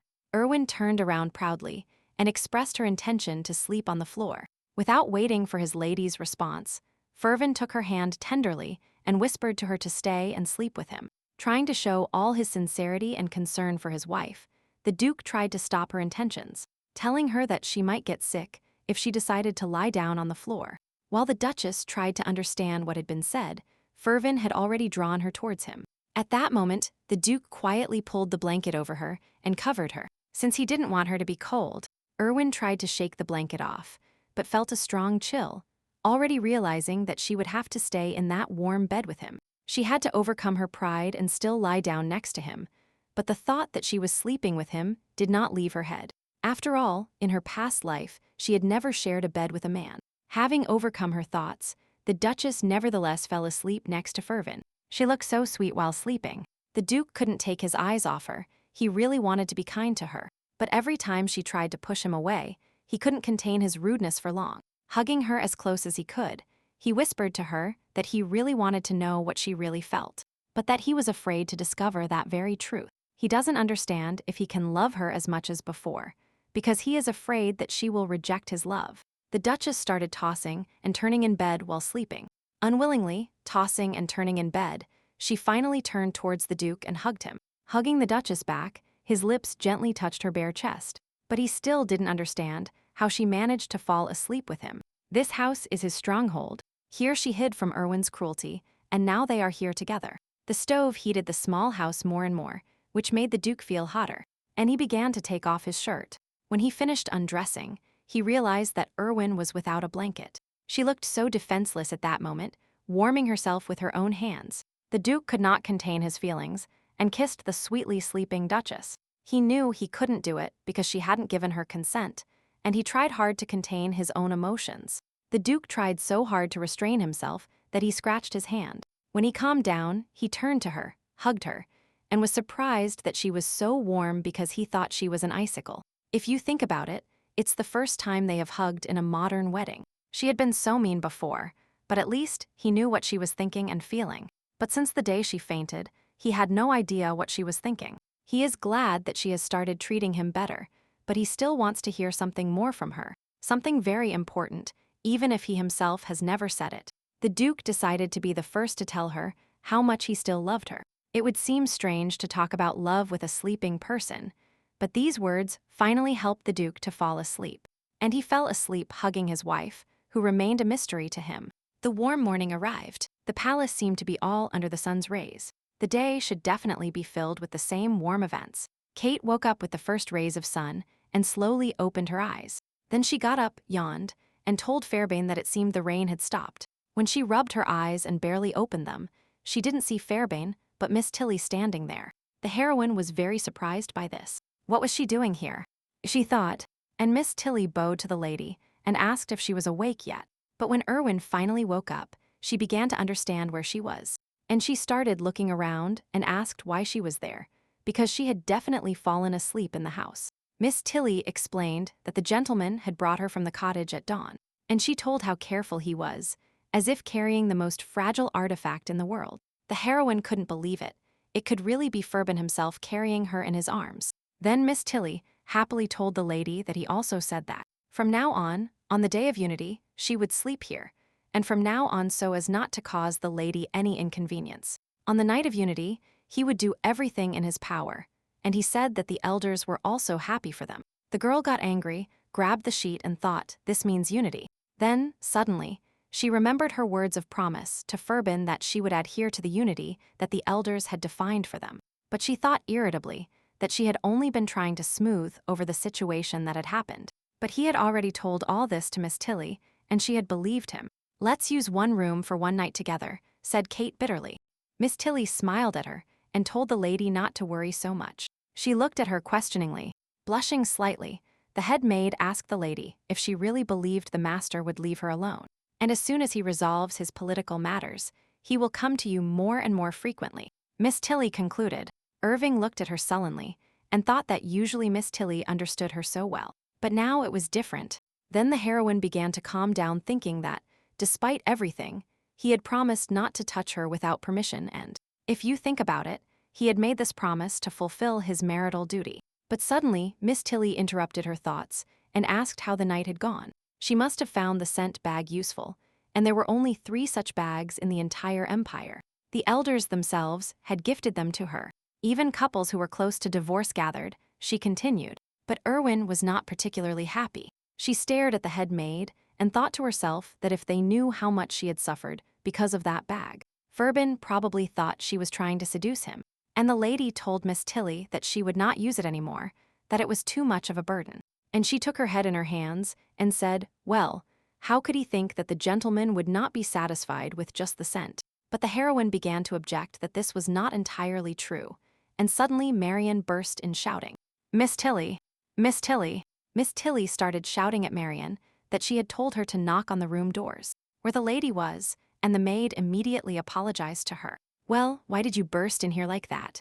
the head maid asked, and Marian, out of breath, said that the gentleman had given instructions that he and the lady would go to the fitting after 2 o'clock today. Irwin and Miss Tilly opened their mouths in surprise, and the lady asked again about the fitting.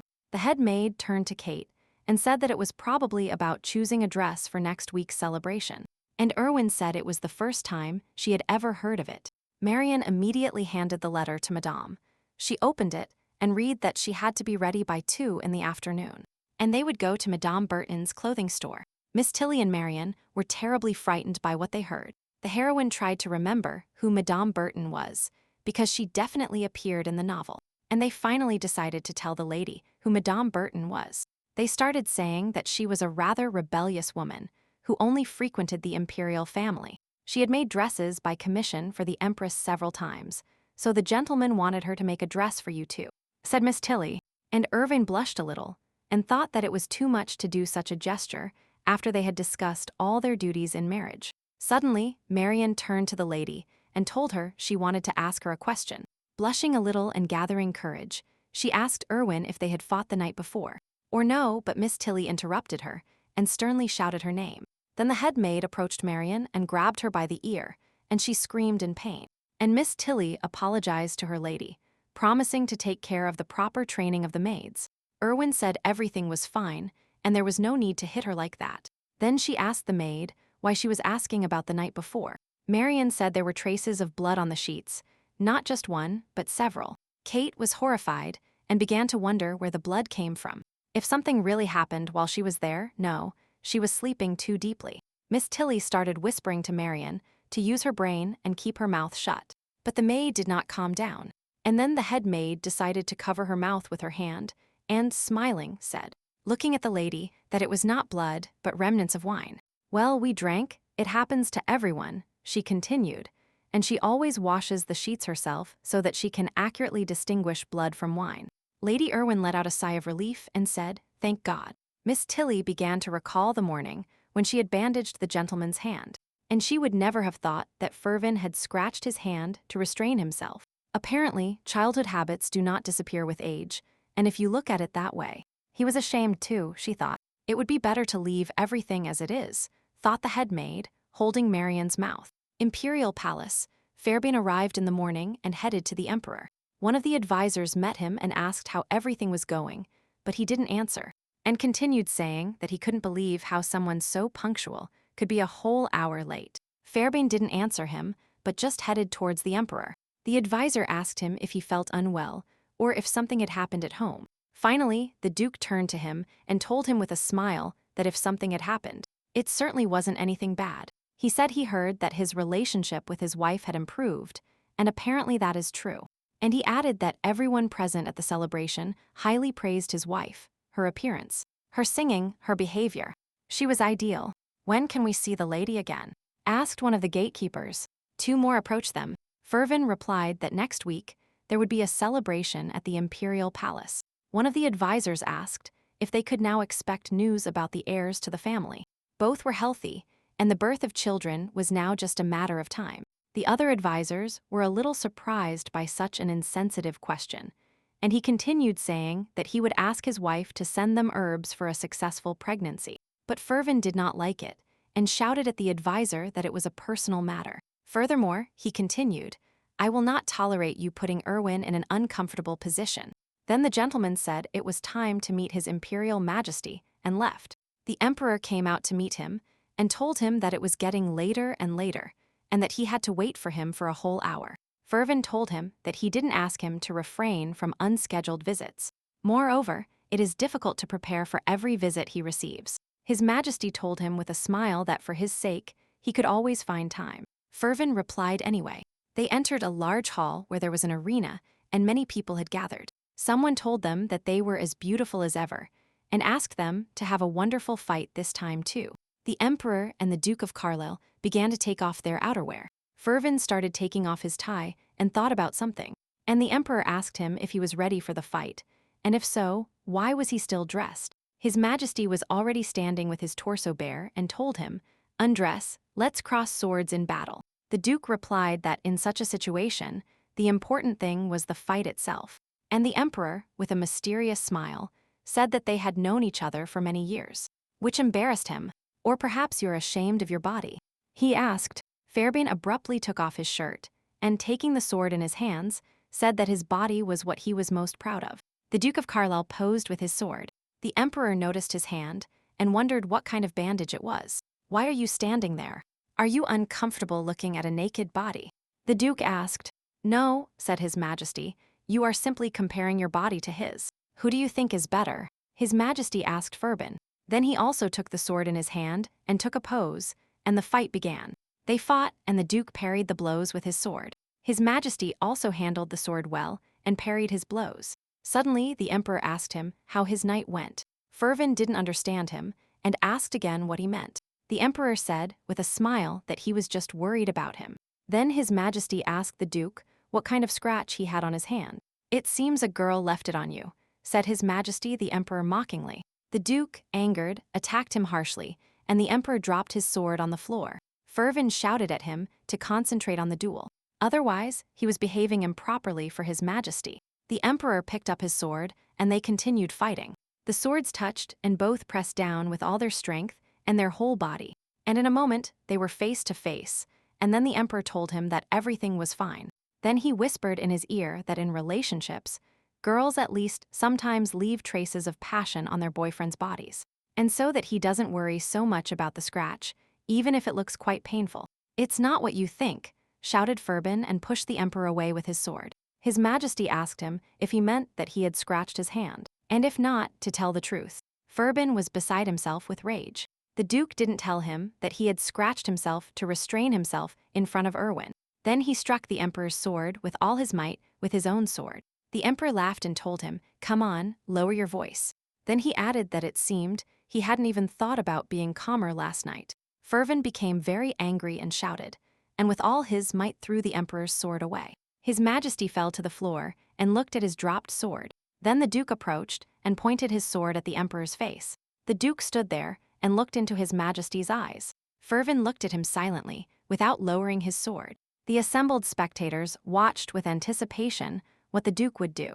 Then, after a few seconds, the Duke lowered his sword and leaned towards the Emperor.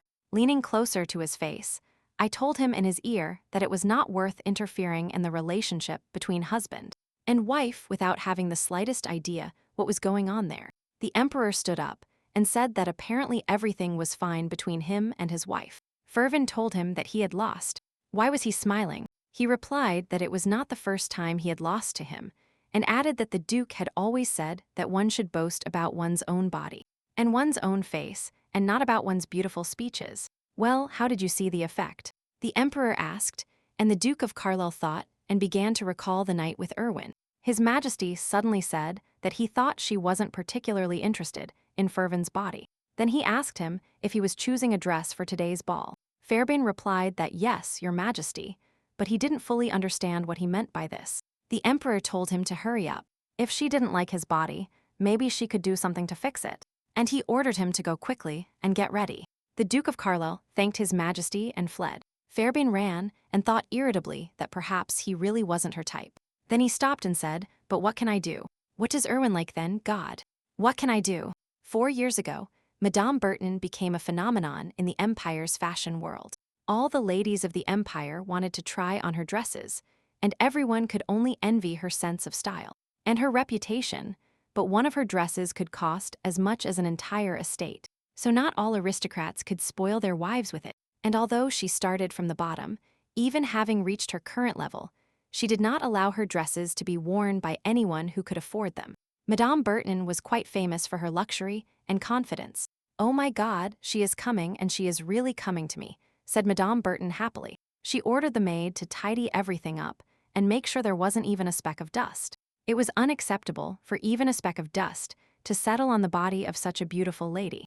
The maid asked confusedly who she was waiting for. The lady lost her temper and shouted at her, telling her that she was cleaning now and preparing everything for the visit of someone whose name she didn't even know. The maid said fearfully that the lady had not said who it would be. "The one who brought me to where I am, my inspiration," Madame Burton told her.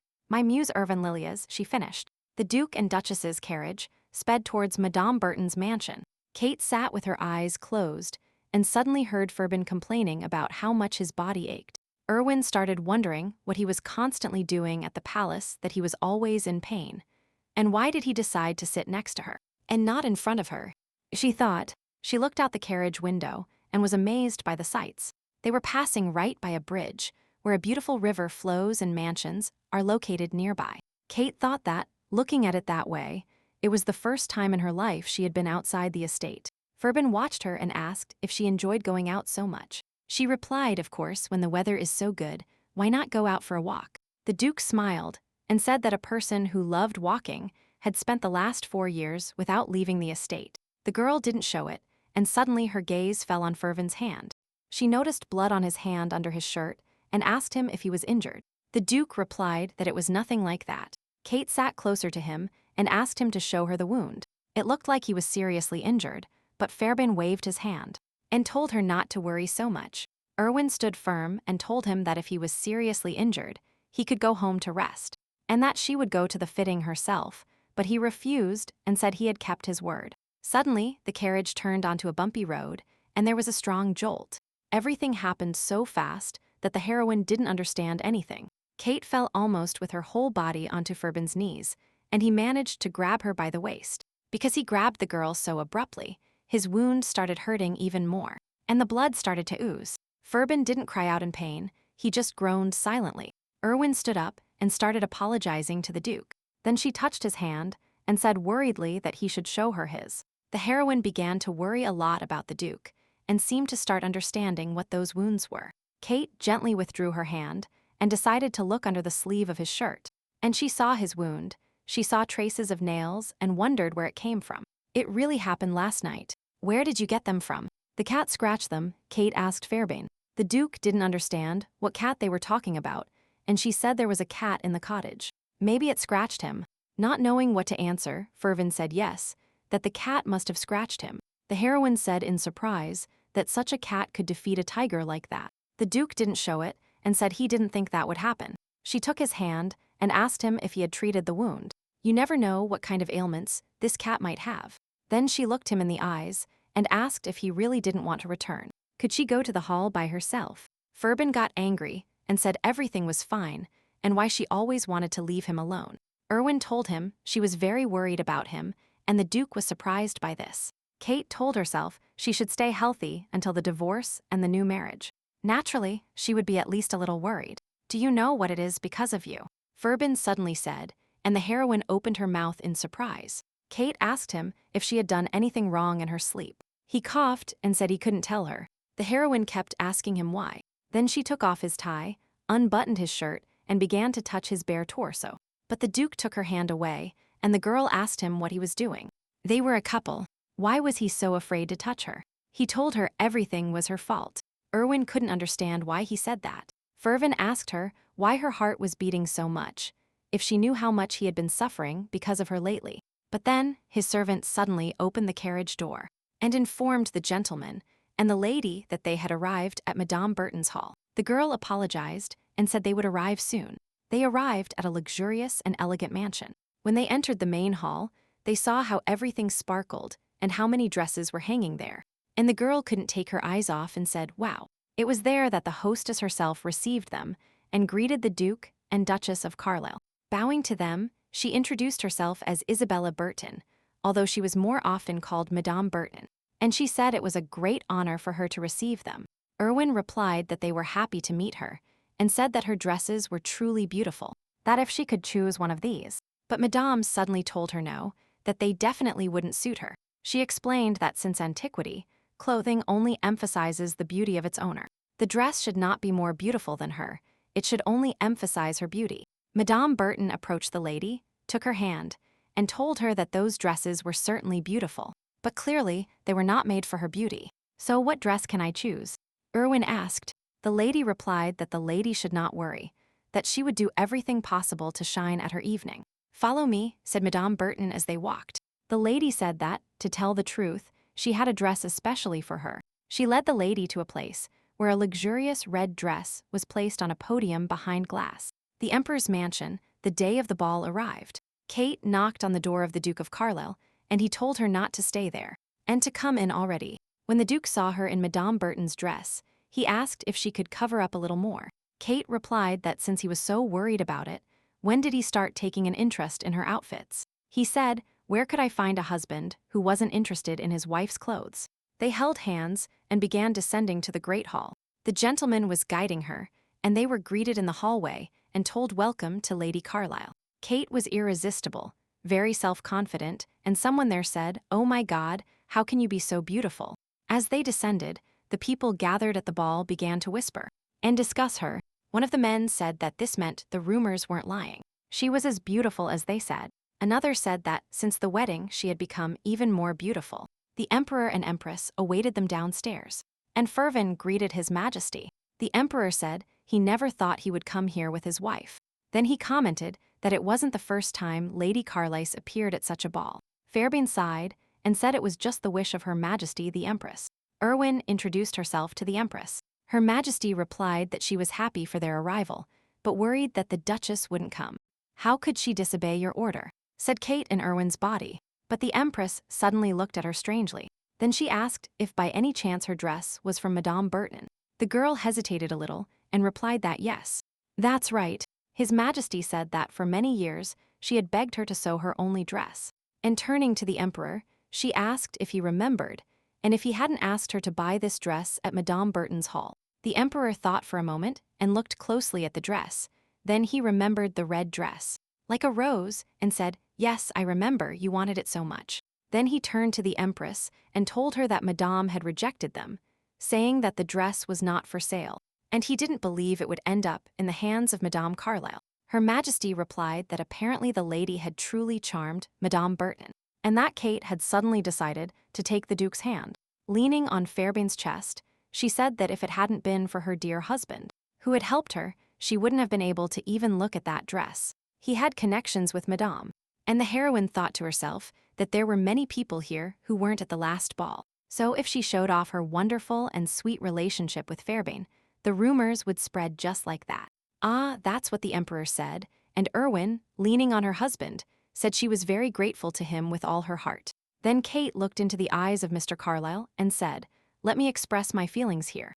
And now, thank you, Fairbairn." The Duke was stunned and didn't know what to reply, and he heard the Emperor laugh. He asked her why she was standing there frozen, if she was ashamed in front of them, and Fairbairn blushed terribly at her words. Then His Majesty said it was time for them to leave, that they wouldn't bother them, and he wished them a good time. And Kate couldn't understand why he was embarrassed, and suddenly saw a waiter carrying wine glasses. She turned to Fairbairn and asked if he wanted a glass of wine. Mr. Carlisle told her to go ahead and took the glass from her. The hero started drinking and thought about something. Erwin also took a few sips and said the wine was very tasty. But suddenly Fairbairn raised his hand, and the girl got scared and asked him what he was doing. She didn't understand, and said she was just trying to have a good time and not worry. But the Duke said he didn't mean that, but that she behaved like that in public. She didn't behave like that only at home. The heroine asked, confused, if he meant that he praised him in front of the emperor. Fervin replied that he meant both, and that she was the first to touch him. Like a loving wife, said the Duke of Carlisle with difficulty, blushing. Kate told him that she was his wife. It's not customary for couples to touch, and the Duke, with his face red as a tomato, said that only when they were alone. The girl didn't calm down and angrily protested, saying why, even when there were people around. She couldn't, and then suddenly she felt someone's gaze on her. She turned around and saw a girl standing nearby. She heard everything. Erwin thought, oh, I accidentally raised my voice. Then she smiled at the Duke and told him softly that she just wanted to show that they had a good relationship as a couple. Fairbeam closed his eyes and said there was no point, that he hadn't asked her. And she replied that now they had to come to such a celebration and sulk at each other. Kate approached the hero and told him, get used to me now. Didn't you say you respected my choice? Suddenly, the girl suggested to Fervin that maybe they should dance. But the Duke of Carlisle's gaze was terrifying, and he thought about something. Erwin looked him in the eyes and asked what was wrong with him, why he had suddenly become like this. He put his arm around her and, taking her hair with his other hand, told her to fix it. Fervin then told her to dress more modestly and cover up in front of strangers. This is my request, said the Duke, firmly looking her in the eyes. The girls standing not far from them began to whisper and comment about them. One said, oh my God, look how well they get along. Erwin thought this wasn't bad either. The sight of a loving couple, a good time to impress the local nobility. Then Kate looked at the Duke and said with a smile that since he cared so much about her, he should allow it too. She raised her hand and touched the corner of his mouth, which made him blush even more. What are you doing? She asked Erwin, covering her mouth with her hand. She replied with a smile that she had wine at the corner of her mouth, and asked Fairbairn if a wife shouldn't take care of her husband. After thinking for a moment, the Duke of Carlisle hugged Kate very tightly. Then he whispered to her that she should be just as kind to him, not only in public. Erwin blushed a little and asked what had happened to him. Was he drunk or something? Fervin replied that yes, as if he were drunk, and asked her to stay like this. Then he asked her what if she behaved like this when they were alone. In public, she held his hand and rested her head on his chest, but at home, she didn't even touch him. Kate asked if that was true, and if that was her duty as the Duke's wife. Fairwin looked at her surprised and thought it was true. Erwin doesn't have to be a good wife to him forever. The heroine promised him that she would only be a good wife to the Duke. But he wants something more, thought the Duke, and hugged her again, and told her not to force him to be too chaste. Then he added that she could behave as she wished, and with as much freedom as she wished. The girls, standing not far from them, began to whisper and say that they couldn't stand each other before. How could a husband look at his wife's dog with such tenderness? They also started gossiping about Duke Saiblon, who, although talking to Baroness La Sendil, he himself was looking at the Duchess. Duke Saiblon drank wine and looked intently at Irving. He is over 20 years old and is well known for his frivolity, but with his attractive appearance, his tall stature and charming smile, he is constantly on the lists of eligible bachelors. Considering that the imperial family does not have a male heir, the probability of him entering the highest circles is very high. And many aristocratic families also tried to establish connections with him. However, Saiblum's gaze was fixed on Irvin Lilias. The girls continued to discuss the Duke, and one said she heard how Saiblum courted the Duchess of Irvine when she was still the Princess of Burma, even asking for her hand several times, and the Duke of Carlisle stole the girl's heart in seconds. Another girl said that he didn't steal anyone's heart. It was a kind of contract. His Majesty the Emperor concluded it personally with the King of Burma, but everyone knows that the Duke of Carlisle is the Emperor's right-hand man. And there were many rumors that the Duchess was supposed to marry the Emperor. Said one, but look how lovingly she looks at her husband, look, and he can't take his eyes off her. Said another girl, and who would have thought to take the Duchess of Irvine Carlisle away? A girl finished. The gala ball was in full swing. Everyone was dancing and having fun. Kate began to think about how she saw everyone around her, looking at them as a loving couple. Everything turned out as she planned, but the heroine didn't think too much. Erwin was worried and recalled Fairwin's words and wondered what he meant. What he meant, perhaps, she thought, it was a phrase that had slipped from the tongue of a drunkard. But then the Duke called her. He told her she could worry about his words later. Now it was time for the waltz. The heroine said okay, and suddenly her gaze turned to the girl standing near the two men. Erwin looked at her and tried to remember who that girl was, and finally remembered that it was Miss Stella Bell.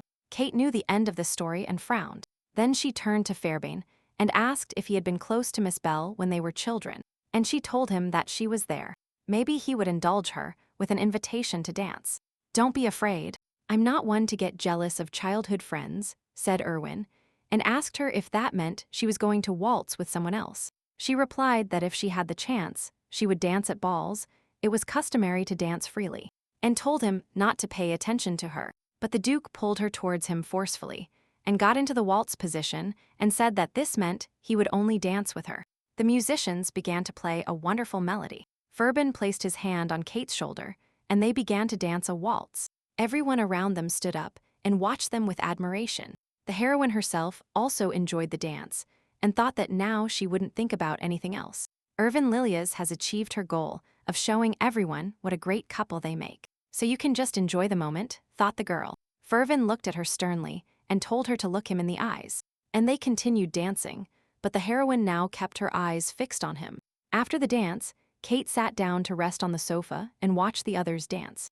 And have fun, she thought with a smile that she still liked to dance. How good that she learned. Erwin was drinking wine, and Fairwin approached her and told her that she danced well for her first time. The heroine thanked him and asked why he had been standing there the whole time. The Duke wanted to say something about the next tune, when suddenly a servant interrupted them. The servant came and said that the Duke of Carlisle wished to see His Majesty. The Duke asked immediately. He replied that yes, that there was something urgent he needed to tell him. Fervin turned to his companion and took her hand, and told her to promise him that other men's lips would not touch her wrist. The girl asked him again, surprised. Kate said that when asked to dance, a man kisses the girl's hand. "So wait for me," she said. He said with disgust that all men are hungry wolves. Erwin said that since he was also a wolf, he shouldn't be near her. Fairbairn snorted and said he was just worried about her. "That's why I'm asking you," he said, looking her in the eyes. She just looked at him surprised, but didn't answer him. The dance continued. Everyone was having fun and dancing. Kate sat alone on the sofa and watched the others. The heroine noticed that the Marquise Celestine and Stella Bell were often asked to dance. The truth is that the popularity of an aristocrat is determined by how often they are asked to dance. But why does no one invite me? Erwin thought. Of course, everyone in this room saw how well she gets along with her husband. But still, and she sat there, pouting, wondering if anyone would ever invite her to dance. Two boys ran up to the Duke of Carlisle and asked him to stop. One of the boys said he was sorry, but could he invite his wife to dance just once? Fervin turned to him and with a smile told him, of course, and said, "It is not customary at balls to dance with just anyone," and he added that they should tell the others. The boys were very happy, and the first thanked the Duke, and the second said that this meant he could also dance with her. "Of course, if you want my family to become your enemy forever," said Fairwin, but with an angry face.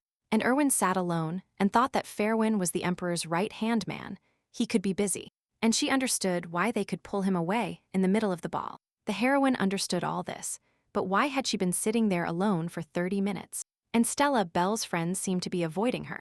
And when Marquise Celestine heads towards her, the girls immediately lead her aside. They are making fun of me, Erwin thought. Suddenly someone approached her, and she pushed her thoughts away and thought that Fervin had come to see her. Unfortunately, it wasn't Fervin who spoke, the male voice, and the heroine raised her head and saw him. His Majesty the Emperor extended his hand to her and asked if she could extend hers and offer him a dance. Kate said that His Imperial Majesty had just saved her from the shackles of loneliness and thanked him, but the Emperor didn't understand what she meant at first. Then he burst out laughing, holding his head, and said that she was truly quite a lady. And now it was clear why everyone around her was behaving this way. "Let's go before the show starts," said the Emperor. The boys who were watching Erwin were very surprised, and one said that the Emperor was quite a joker. The second man said that His Majesty knew that the Duke of Carlisle would be furious, but he still asked the Duchess to dance. "But what can the Duke say to His Majesty?" said another, while Fervin was in the company of some men. The Emperor looked at the Duke of Carlisle with a triumphant smile, and when he saw His Majesty with his wife, he simply became furious. And then the Emperor turned to Erwin and told her that he hadn't kissed her hand, if she would allow him to correct that rudeness. The heroine said no, it was his rudeness. he hadn't extended his hand first. But then the emperor said, and he was about to kiss Erwin's hand. But suddenly, out of nowhere, Fervin appeared and kissed his wife's hand and pulled her away from his majesty. The emperor was surprised and said it was as if he had wheels on his shoes. He had just been at the other end of the hall. The duke asked him what he had planned against his wife. His majesty asked with a smile towards his wife, and said that when flowers are left unattended, bees come to them, isn't that right? He then added that he was only going to dance with the duchess. Fervin told him it was the first time Irving attended such an event. She was inexperienced until she got used to it, only he would dance with her. The emperor smiled and said that was nonsense and turned to Lady Carlisle, suggesting they leave, that wouldn't Fervin and dance together. The heroine wanted to object, saying Fervin was there, but his majesty made a sort of hand signal for her to look at the duke. She understood what he meant and secretly looked at the duke and thought, so the emperor was just making fun of Fervin. This was probably a punishment for leaving her alone. Kate said, well, the emperor, but she saw how the duke suddenly became uncomfortable. He blushed and looked very sad. The heroine looked at the duke and decided to take pity on him. Then she extended her hand towards Fervin, took his hand among her curls and said, forgive me, your majesty, but today I only dance with my husband. Erwin finished and smiled. And looking the duke in the eyes, she said that he cared so much about her that how could she refuse? Fervin looked at her, blushed a little but said nothing. They started dancing, and the emperor, watching them, said that in the end it was Fervin's fault that he couldn't dance with her.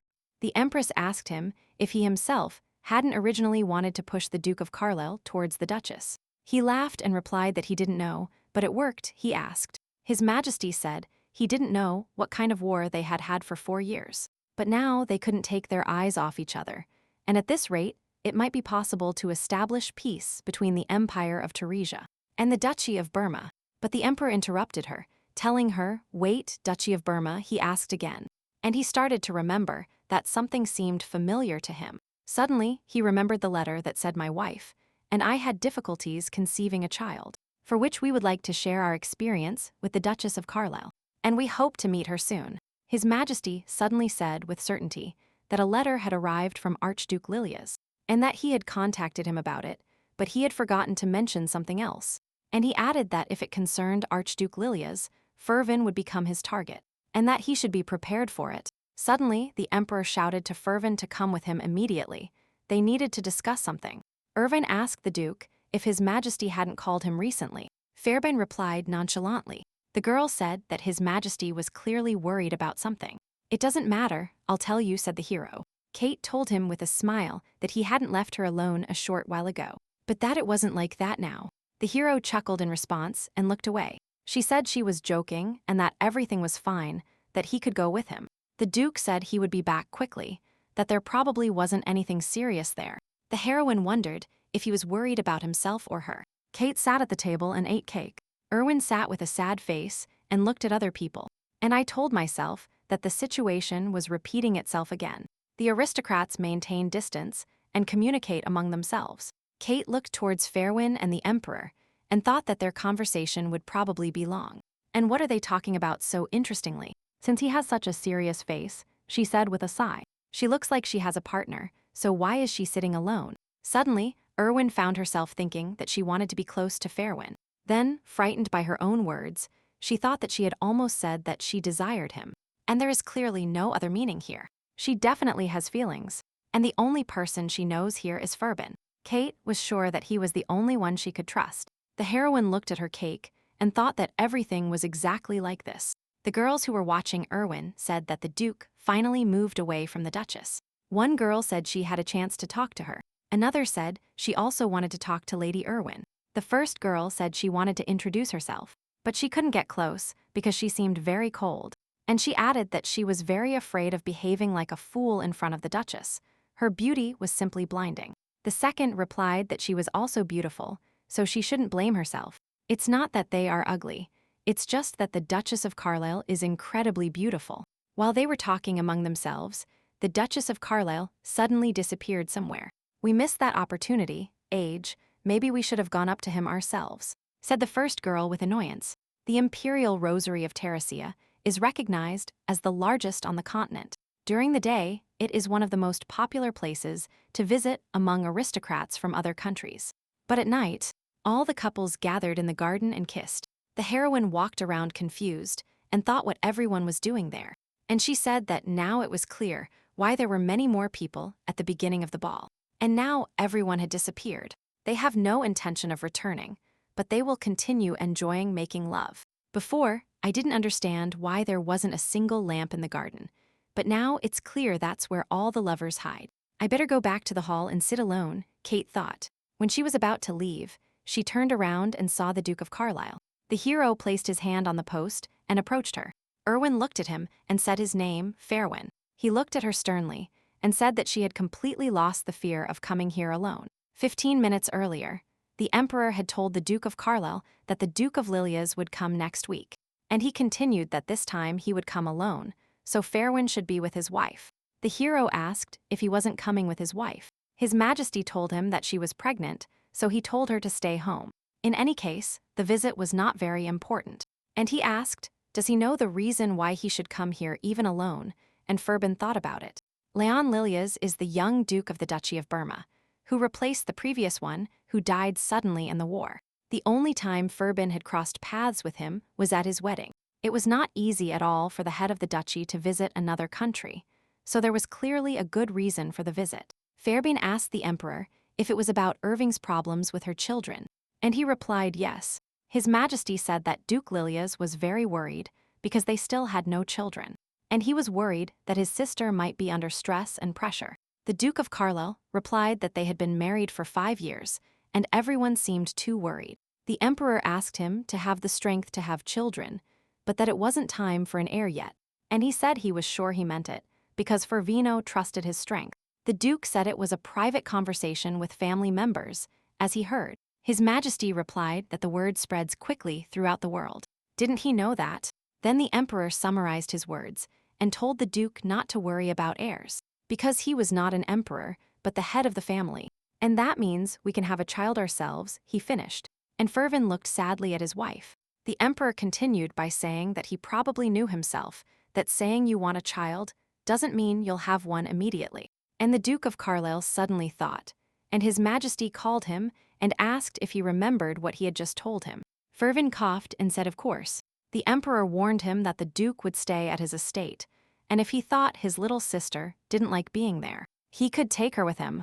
When the hero turned to go to the table where Irby was sitting, he saw that she was no longer there. He turned to His Majesty and told him that he had an urgent matter and needed to leave. Fairwin asked someone if they knew where his wife was. One said that someone said she was heading towards the rosary, and the Emperor said with a smile that it was no wonder children never thought of this. What are you doing here?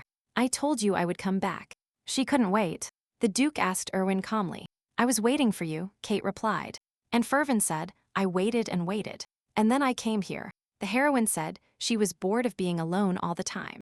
At least he could introduce her to his friends, and why he always leaves her alone. He listened to her and then said, so that's why you came here. At least she knows what kind of place this is. Fairwin told her that he had been looking for her for a long time. Suddenly, the hero looked around and said, yes, mistletoe would be very useful here.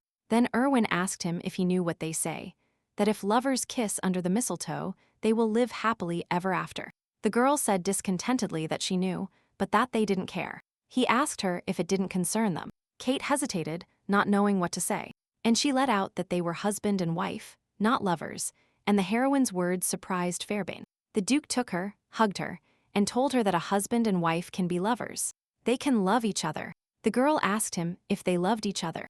He replied yes, and he added that at least he is right. It is the air that intoxicates them, or they themselves get drunk from the air around them.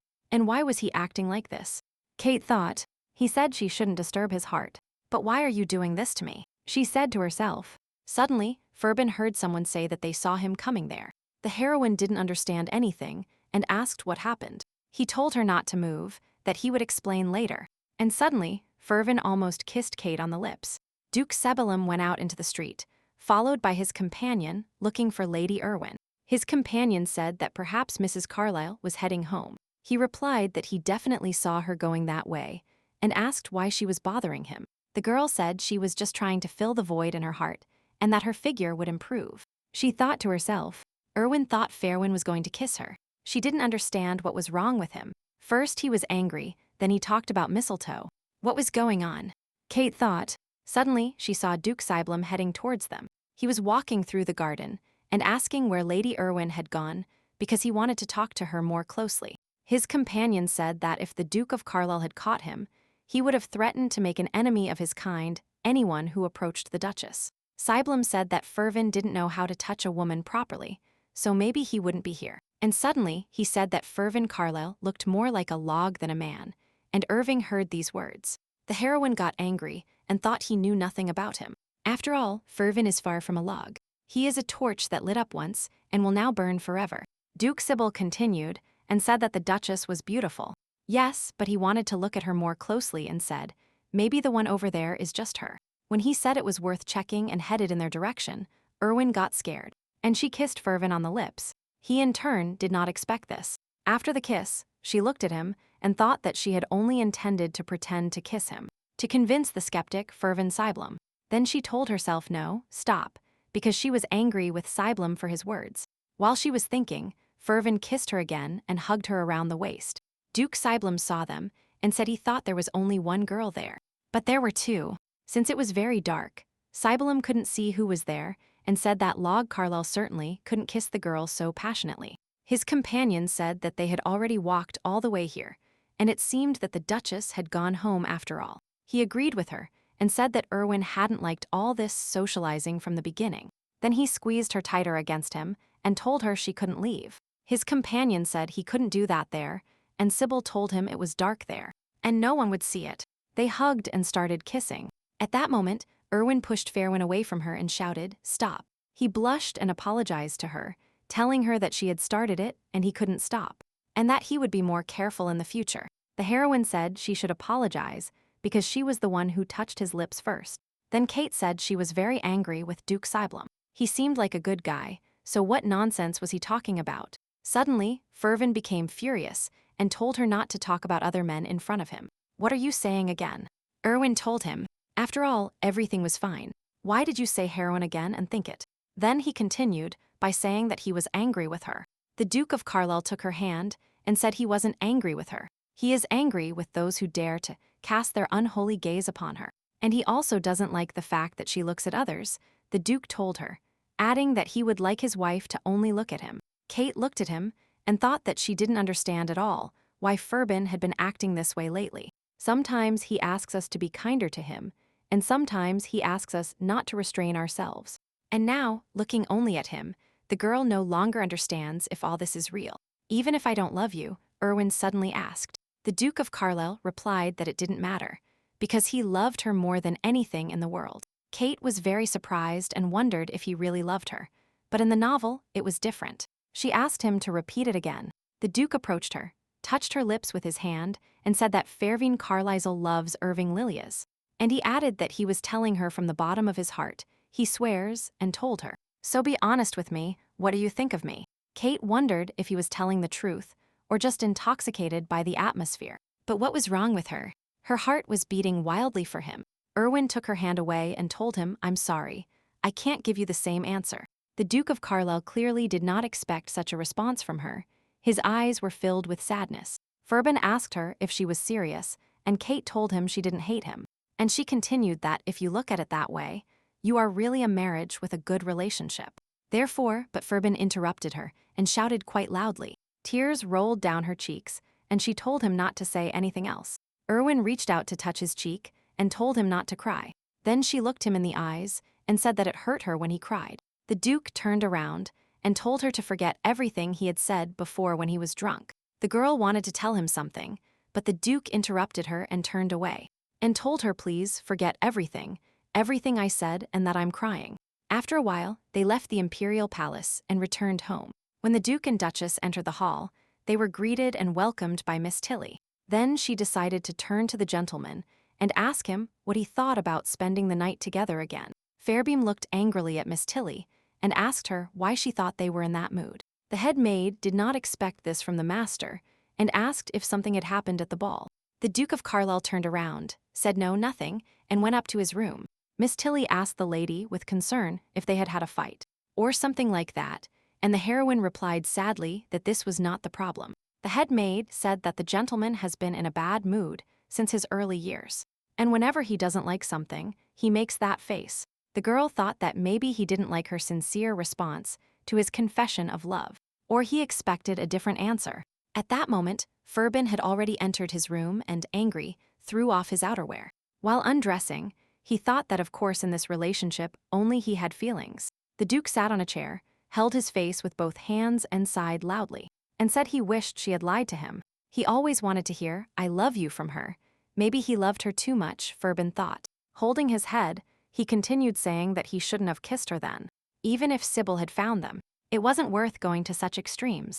Of course, he only intended to pretend, but he got lost in her. She touched him first. The kiss was so sweet it clouded his mind. He imagined that she also had feelings for him, which had burst out in a kiss. However, in his mind, he imagined what she was telling him and how he could come to love her. Fairbairn told himself, "Calm down, Irving, surely she wouldn't have said that." But what difference did it make, he thought.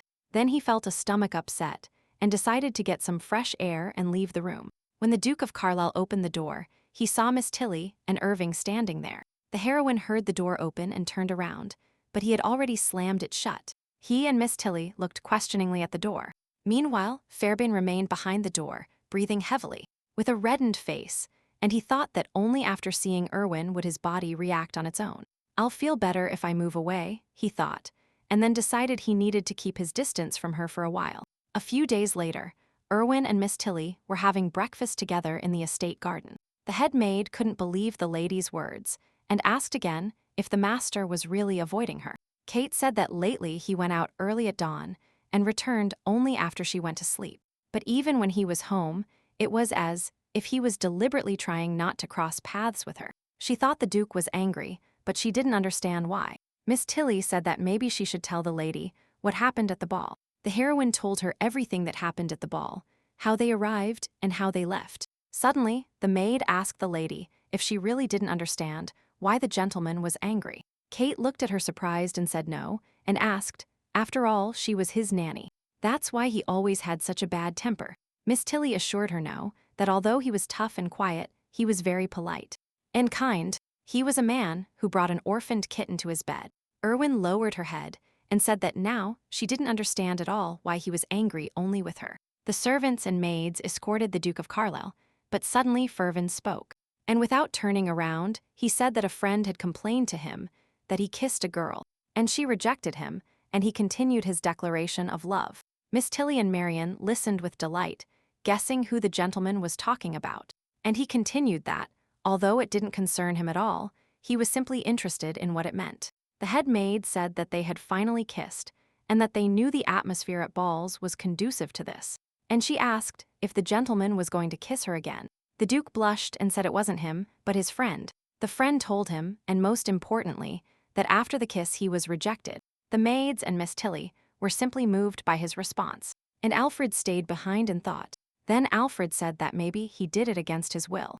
Everyone looked at Alfred in horror, and he added that it was definitely the boy's fault. If he had kissed her properly, then she wouldn't have had the chance to reject him. The Duke of Carlisle sighed and, holding his head, told him that was not the problem, that the atmosphere was good and everything was as it should be, and that they only rejected his friend after words of love. His assistant said that he probably just lost his breath during the kiss.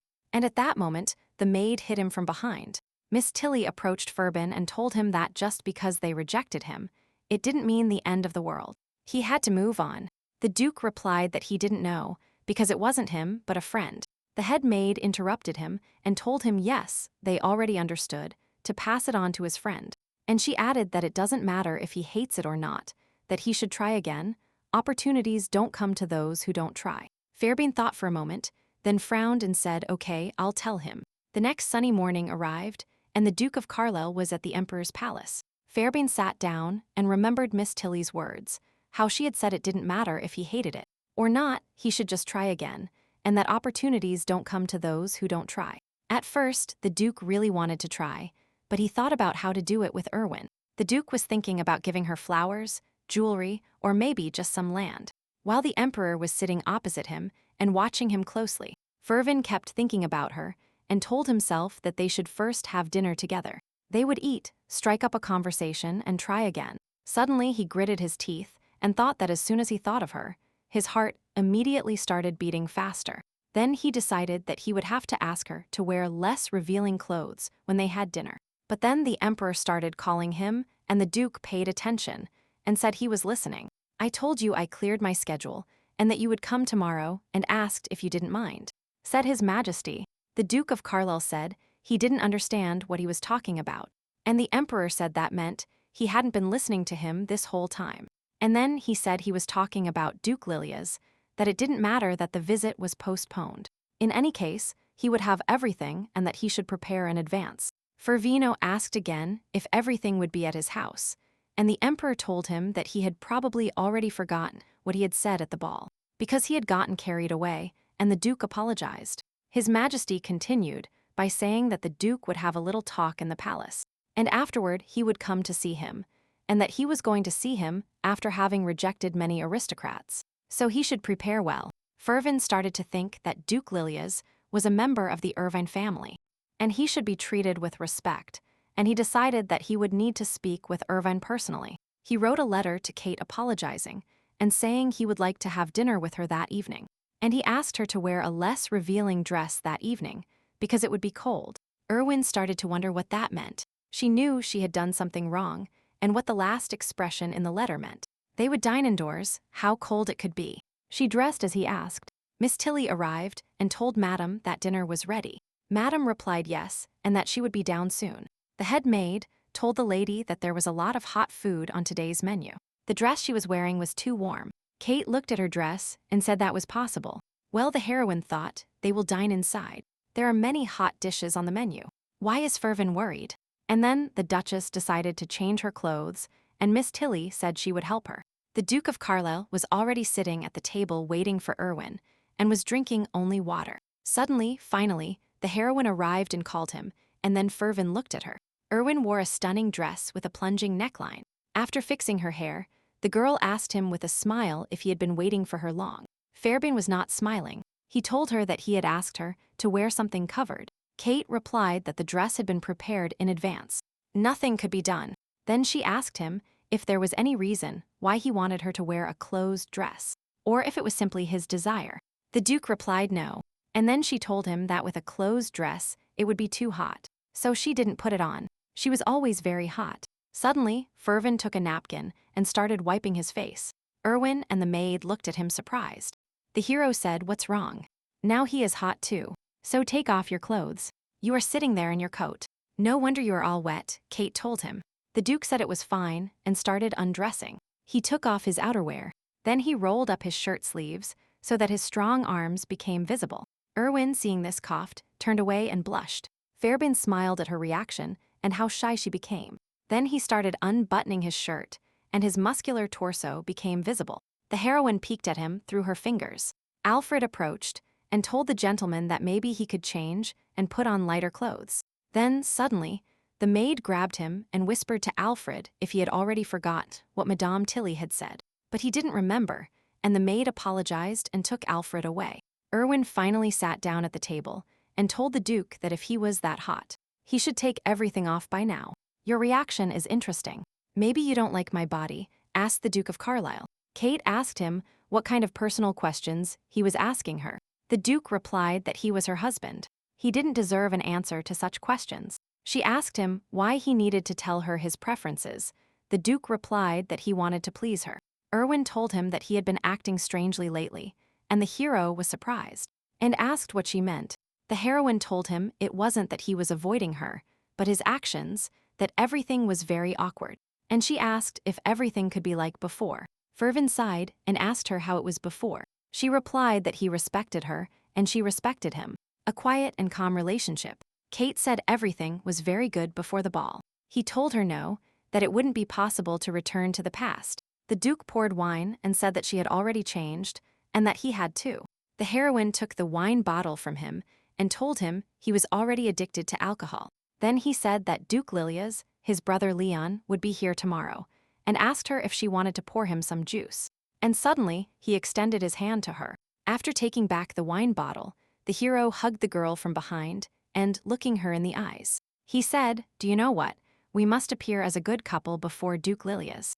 And he added that they should even show that if they are so close to each other, there is no discomfort between them. He began to explain to her that their marriage was not a personal matter, but a matter of peace between the two sides. And Duke Lilias had denied other aristocrats a general visit to us, which meant that he would supervise how they behaved and what their personal life was like. Suddenly, the heroine realized what that meant. He was simply worried that with Duke Lilias, they would have to be even closer. And he was moving away because he felt uncomfortable with her. Now everything is understandable, Kate thought. The fact that Fervin started behaving strangely after the ball can be explained by the news of the Duke's arrival. Yes, he was simply worried at that moment and didn't want to say anything about it. They are just an agreement between two countries, and in the original novel Fervin doesn't like Irving. The heroine smiled at the Duke of Carlisle and told him she was ready and that everything would be fine, that she would cooperate so he wouldn't have to worry. Fervin asked her again about cooperation and clarified other points as well. She asked what points he was talking about. The Duke said he was talking about unity. The adults of the family were predicting that a good day for conception would arrive soon. Everyone was waiting, and he couldn't do anything about it. Kate sat on his lap and said, "Okay, we already talked about this in the carriage." He told her that he would not touch or hug her without permission. She told him to keep that promise, and that he would not resort to the musk bag again, so that her resistance would not be in danger. The Duke of Carlisle shouted angrily, saying that in any case, he was not in any danger. Irwin calmed him down, placing her hand on his shoulder, and said that he hugs her like this when he is drunk. Fervin put his arms around her waist and rested his head on her chest. The heroine didn't say anything to him. "Stay like this. Everything is fine." The next morning, Duke Leon Lilias of Burma had already arrived at the imperial palace. The emperor told him that he had become very handsome and had heard that his wife was pregnant, and congratulated him. The duke thanked him and said that he was only happier because they had gone through difficult times with the child. Then Duke Lilias said that for some reason he did not see the Duke of Carlisle here. His Majesty started to remember the letter that Fairbairn had sent him, warning him that he couldn't meet Duke Lilias because he had a hangover. The emperor decided to invite the Duke of Burma to the reception room, where there were refreshments. Kate entered Fervin's room and informed him that she was coming in. The Duke of Carlisle received her without a shirt and said with a smile, "Have you come?" She told him, "You are not dressed again. Drink this first and then get dressed. Honey water is the best for a hangover." Fervin told her that now she wasn't even surprised anymore. Irving replied with closed eyes that she had seen him like this so many times that she had gotten used to it. She took the glass and thanked him, saying she would gladly drink it. The girl looked at him and thought that she couldn't get used to seeing his naked body. Then, blushing, she asked him what he was saying about an urgent matter that had happened. The Duke asked her to choose clothes for him, since he wasn't very good at choosing clothes, and he wanted to look neat in front of his wife. And on the table was the schedule for Duke Lilias's visit. While putting on his shirt, Fervin looked at Kate with a penetrating gaze. Then he told her that he needed to change his backside so she could look if she wanted to. Irwin blushed terribly and shouted, "No, I don't want to." And she covered her face with her hands, and Fervin just smiled, seeing how shy she was. The heroine asked him if he was dressed. The Duke replied yes, and she, covering her eyes with her hand, told him he was lying, and that he should button up. The Duke of Carlisle approached her and took her hand. Then, taking her hand and placing it on his chest, Irwin looked him straight in the eyes. Fervin told her that Duke Lilias was her older brother, so he wanted to introduce them in the best way. Then he asked her if she wanted the same thing. The girl replied that of course. He said, "Let's try then," and took her hand in his hair, and Irwin said, "Let's be together like a husband and a diligent wife." Dressed and ready for the meeting, the Duke and Duchess of Carlisle came downstairs. Miss Tilly greeted them downstairs and told my lady that she was about to follow her, since Duke Lilias had already arrived. Fervin asked again how that was possible, since he was supposed to arrive a little later, and the maid replied that she believed they should go to the reception area. They entered the reception room, and the hero greeted Duke Lilias. At that moment, Leon stood up and looked at the paintings. The Duke of Carlisle approached the Duke of Verma to shake his hand, and told him he hoped it would be a good journey. But the Duke walked past Fairbairn and went towards his sister. Duke Lilia approached Irwin and stood in front of her. He thought that if he thought about it, Duke Verma would find his behavior strange if he acted as usual. And given Irwin's character in the original, He wondered if he should deliberately act cold. Then he thought about how he should address him, Duke Lilia's or, and finally spoke and said with a smile, "Erwin, my dear sister, I missed you so much." Then he asked her if anything hurt her, because he hadn't heard from her for a long time. And he was worried. The heroine also answered him with a warm smile and said, "I am completely fine. Duke Lilia's." But he told her what the Duke was, and that he forbade her from using that way of addressing him, since they are brother and sister, and he told her to call him brother, as always. Duke Lilias stroked her hair and told her that because of her gentle voice, her warm soul, he knew that everything would remain the same. Suddenly, Fervin asked the Duke how he felt. He turned to him and told him that generally he wasn't bad, and asked Fervin why he hadn't felt well in the morning. As the Emperor had told him, the Duke of Carlisle replied that he was much better now. He knew something was missing inside, said Duke Lilias, and Fervin didn't understand what he meant. Brother Irving then told the Duke of Carlisle that he could ask him to step aside, since he hadn't seen his sister for a long time and wished to speak with her alone. Fervin said of course, and then approached Irving. He signaled to her that she had said they should behave like a normal couple, and pointed to her cheek. Kate understood what he meant and kissed him, not on the cheek, but on the lips. A little flushed, he left, saying they would see each other later, that he would be at work if anything happened. Erwin thought she should have kissed him on the cheek, but she accidentally kissed him on the lips for a second. Duke Lilias suddenly asked her if everything was all right with her husband. Usually people don't react so angrily. He turned completely red at a kiss. She told him there was nothing wrong, that he was just shy. But her brother told her no, that it wasn't shyness. But suddenly, the heroine herself blushed, and Duke Lilias asked her if everything was all right with her. Her face turned red, and he said that she didn't seem angry and that nothing hurt her, maybe she had a fever. Kate told him she was fine and offered to show him the property. They walked through the garden, and Duke Lilias told her he was glad his sister lived in such a beautiful place, and he apologized for not being able to come after the wedding. Emily's health was so bad that she hadn't thought about leaving. Erwin told him everything was fine and wanted to ask about the Duchess, but he stroked her hair and told her not to worry, that everything was fine with the pregnancy this time, and that he couldn't come just because he was waiting for her health to stabilize. Then he said he was ashamed that they called him brother, because she didn't care about him at all, and he asked if Fervin treated her well and how they were getting along. Kate imagined how to answer him, that for 4 years they had barely spoken, so there was no possibility of unity. That's why she couldn't tell him. And after thinking about it for a bit, she answered yes. Duke Lilias asked her if he treated her well. She replied, of course he did. After a while, they sat down at the table to have dinner together. The brother courted Erwin and told her to try that dish. It was very tasty. She thanked him.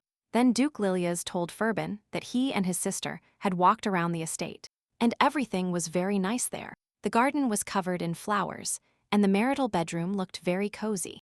The Duke of Carlisle replied that he was glad he liked it, and Brother Erwin continued saying that he was curious about something, and that he would like to ask a question. And he said he didn't know if he was really that frivolous with Irving, and how things were going with their unity. Fervin was stunned and asked what he was talking about. Duke Lilias continued eating the dish as if nothing had happened, and said he was talking about their marital bedroom, about how they managed to sleep in such a way that the entire bed and bedroom shine, as if no one had been there for a long time. Now the heroine was also shocked by his words, and told him, "Brother, wait." But Fervin interrupted her, reaching his hand towards her chin, and said that there is no rule stating that a couple must only sleep in the marital bedroom. Duke Lilias got angry and asked again that he didn't quite understand what he meant. "That's what I mean," Fervin replied. "Spouses can sleep in other places besides the bedroom." The maids started whispering about what it meant and that he was in the cabin.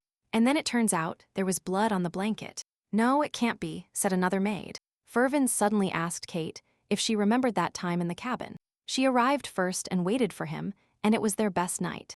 They spent it completely alone. Kate thought, so this is how he is going to show his personal life. Well, that's fine, she thought. But why talk about bed right away? My brother asked her if it was true. She replied that it was true. Sometimes you want to try new places. Duke Lilias asked if it was really worth going all the way to the cabin.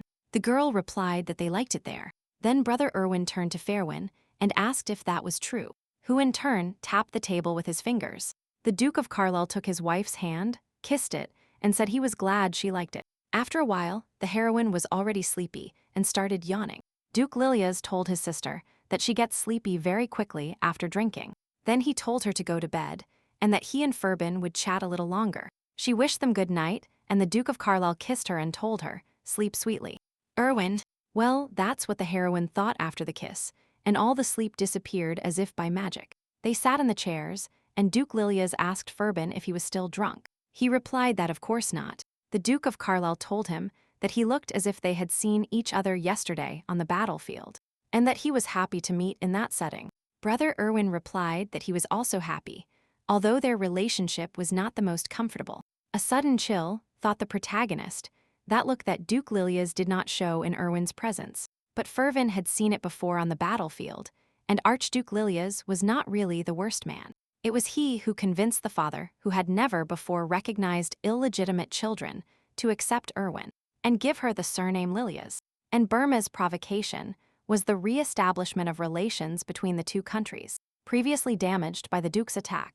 1 year after the wedding, Irvine, Duke Lilias's father, died and Leon became Archduke and ruler of Burma. The empire is certainly helping a previously defeated country, but this shows that it is quite capable of handling the situation. Brother Erwin also sat looking at the Duke and thinking that Fairwin was the husband of his beloved younger sister. It is clear that he is much better than the one Erwin threatened, but Fairwin still always saw this marriage as just a way to improve relations between the two countries. Of course, it's not so bad if Erwin is happy, he thought. In Verma, Erwin is the Duke's daughter who suddenly appeared. Everyone hid the fact that she was an illegitimate daughter, but rumors about it spread throughout the empire. When Irvine, who previously worked as a waitress in the tavern, suddenly became the Princess of Verma, people went crazy, throwing insults at her, and saying that she would forever remain an illegitimate daughter. The reason Erwin married Fairwin was simple. She knew she wouldn't achieve a peaceful life. And happy in her homeland, Fairwin accepted the fact of Erwin's illegitimacy even before the wedding, because in Teresia's empire it is much easier. Furthermore, Leon thought, as soon as the heir was born, one of them would become the legitimate heir of the Carlisle family. Duke Lilias suddenly asked what it was that Erwin hadn't shown him from the cabin, if it was their secret place as a couple, and Fairwin answered yes. Leon continued and said that it didn't work in the bedroom, so they tried it in the cabin. And they asked the Duke to listen carefully, but without getting offended. Furbin suddenly asked him what he was talking about it not working. And he replied that, to tell the truth, he suspected he lacked skill in that area. The protagonist shouted that this was a baseless lie. Duke Lilias replied that then, why hadn't there been any news for so long if he understood what he was talking about? Fervino didn't know what to answer him. And Brother Erwin continued saying that it was okay, that he had heard and knew how diligently Erwin had been raised, how one could maintain their spirit, control their lust, and have children if one was always angry. He then added that he and his wife couldn't have children for a long time simply because they weren't ready to be parents, even when everything seemed to be going well. There was a miscarriage, but after they were told a conception secret, his wife was able to get pregnant. Fairbairn wanted to say something, but Duke Lilias didn't give him a chance to speak. And he continued saying that he only wanted Irving to be calmly and happily pregnant with a healthy baby. And if they wanted it, then he was the one who should make the effort. Leon reminded him that he was the 6th generation of his kind and knew the responsibility that rested on him. And judging by Erwin's stories, many elders were truly wise, but not particularly helpful in teaching. And what is your advice? Fervin asked. Duke Lilias replied that he should first order the kitchen to prepare a delicious dinner for the man, and he noticed that a lady named Madame Tilly was very active in this regard. But the most important thing is yet to come, said Leon, pointing to the book. The next day, Erwin already had the book and thought that the title of the book was written inside. It's not an adult novel. Fervin told her that he had recommended it to someone he knew, so she should read it and tell him what she thought. The girl read and wondered who that familiar person was. While the heroine was reading the book, suddenly Marian approached her and called the lady, who got startled. Kate asked what was wrong, what had happened. The maid replied that the elders had arrived and were waiting for her. Suddenly, Marian decided to ask the lady if she felt well, as her face was bright red. The heroine didn't know how to answer her, and the maid continued, saying that they say there is a virus circulating lately. If she doesn't feel well, maybe she should take a break. But Kate assured her everything is fine, she would come down now. Meanwhile, Fairbane and the Emperor were hunting, and they noticed two servants. The Duke of Carlisle shot, but missed the servant. The Emperor told him what was wrong. The archer angel Fairbane Carlisle had missed. He replied that he would try again. He aimed again, and thought to himself that everything was Duke Lilias's fault. After reading this book, he couldn't stop thinking about it. And he read it, imagining Erwin as the main character. His Majesty placed his hand on his shoulder, and told him that it seemed his mind wasn't there. And he added that it seemed Duke Lilias was very worried about his lack of proper skills, because he had told him he would make a real man out of him. And what was the secret? He asked, but he wouldn't tell him. No, there is none of that, Fairbane replied, and the Emperor said with a smile that they should be careful with that. A servant approached them and, asking forgiveness, called Fairbane. The servant greeted His Majesty, the Emperor, and the Duke of Carlisle, and said he had a letter for the Duke. Fairbane opened the letter, read it, and then told the Emperor that it seemed he wouldn't be able to attend the dinner in honor of Duke Celestino. And he asked for forgiveness. His Majesty didn't understand and asked why, since Duke Lilias would also be there. Because he wouldn't go. The Duke handed him a letter in which it read, "We have learned the date of the night of the union. We are waiting for you, Emperor." Upon reading this, he said that, since that was the case, he didn't dare to hold him back any longer. Meanwhile, at the estate, Erwin had already announced that today was the night of the union. One of the elders said that the astrologer had specially calculated the best day for conception, and he received a very large reward. The second added, telling her that it was a day of blessing. The girl was slightly puzzled and said that everything was so sudden, which meant that it was read on April 30th. The elders answered her yes, that's right. Today, the Duke and Duchess's bedroom was already prepared. Candles had been lit and rose petals had been scattered. Erwin sat on the sofa and was very worried. She told herself that sooner or later it would happen. An hour before, the maids were preparing the lady for the night. One of the maids said she heard it was an auspicious sign to learn about the night of the union from an experienced astrologer. The second said that finally they would hear a child cry on the estate. The heroine asked Miss Tilly if it was really possible to spend that night while her brother was on the estate. The head maid replied that Duke Lilias had received an invitation from the Marquis of Celestino, and that he was going to visit him that night. Miss Tilly laughed and said that he explained everything to her delicately and left like an intelligent guy. Kate thought that was fine, she needed to prepare. She and Fairbane had made a promise to each other. There was no need to worry. Marian went to the lady and told her that the dress was ready. The girl said that in such a case, there was no point in getting dressed. Miss Tilly asked her what she meant. She wanted to wear only the robe, after all a good idea. Erwin said she would wear both. Marian was helping the lady get dressed, and Kate asked if the robe could be opened. She replied that the purpose of a robe is that it opens. This is what Marian said, and she demonstrated to the lady by pulling the tie of her tunic. And it immediately opened and fell to the floor. The lady ordered it to be tied again quickly. The maid replied that, since she knew now, she shouldn't forget to wear it. But then she added that it would be better if the gentleman knew that detail. And Erwin thought it was impossible to force him to untie. Fairwin, of course, would not touch her. And suddenly, Miss Tilly announced that Mr. Fairwin had already arrived. The heroine was already in the bedroom and was sitting on the sofa waiting for the Duke of Carlisle. Fairwin entered and told her, "Sorry, they made me wait with all the preparations." The Duke sat closer to her on the sofa and looked her straight in the eyes. Then he took out the wine and started pouring it into the glass. Kate looked at the wine, blushed and covered her face with her hands. Fairwin took a glass of wine and said that tonight was the second night they would spend alone. And he asked her if she remembered how they got drunk on wine and lost their minds, and why everything happened that way. Erwin asked him why he drank the first night. The Duke replied that she had rejected him with her whole being, and that it was hard for him to bear it while sober. Then he added that both he and she had changed since then, so he would like to spend their first night again. And raising his glass, Fairwin said, "Let's toast to this wonderful night, Erwin." The girl also raised her glass, and they clinked glasses. Erwin started drinking wine, and the hero looked at her with adoration. Then he told her it was very sweet, and she replied that he spoke as if he were already drunk. And she added that her clothes were already falling off. "You noticed?" the Duke asked her. She blushed, but without replying, she thought how she hadn't realized it. Suddenly, Fairbane touched her lips with his fingers and told her that he was doing everything possible to seduce her. Then he said that the novel he asked her to read, according to what he was told, could help the couple in their relationship. She thought to herself, that's why it seemed strange to her that he gave her that book, and all that in order to seduce her. Fervin told her that of course the decision was hers, that if she didn't want to, he wouldn't even dream of forcing her to do anything. And getting closer to her lips, he told her to decide whether to approach him or not. Erwin suddenly got up and turned around saying, "No, that's enough, I can't take it anymore." The Duke asked her if it was true that she didn't want to and asked her not to leave. That he needed her. Kate thought she couldn't ignore the power of the original. Fairwin would end up with Stella, so she shouldn't agree and hurt him. After all, the novel is called Fairwin and Stella, and she has only read a few pages of their story. Fervin, by the will of fate, will be happy with Stella, and she should simply survive and live in peace. With such an outcome, everyone should be happy, she thought. But why was her soul breaking just thinking about it? Then Erwin suddenly told the Duke that theirs was a fictitious marriage, and that he married her only for the sake of diplomatic peace between the two countries. Fervin asked her if she really thought so.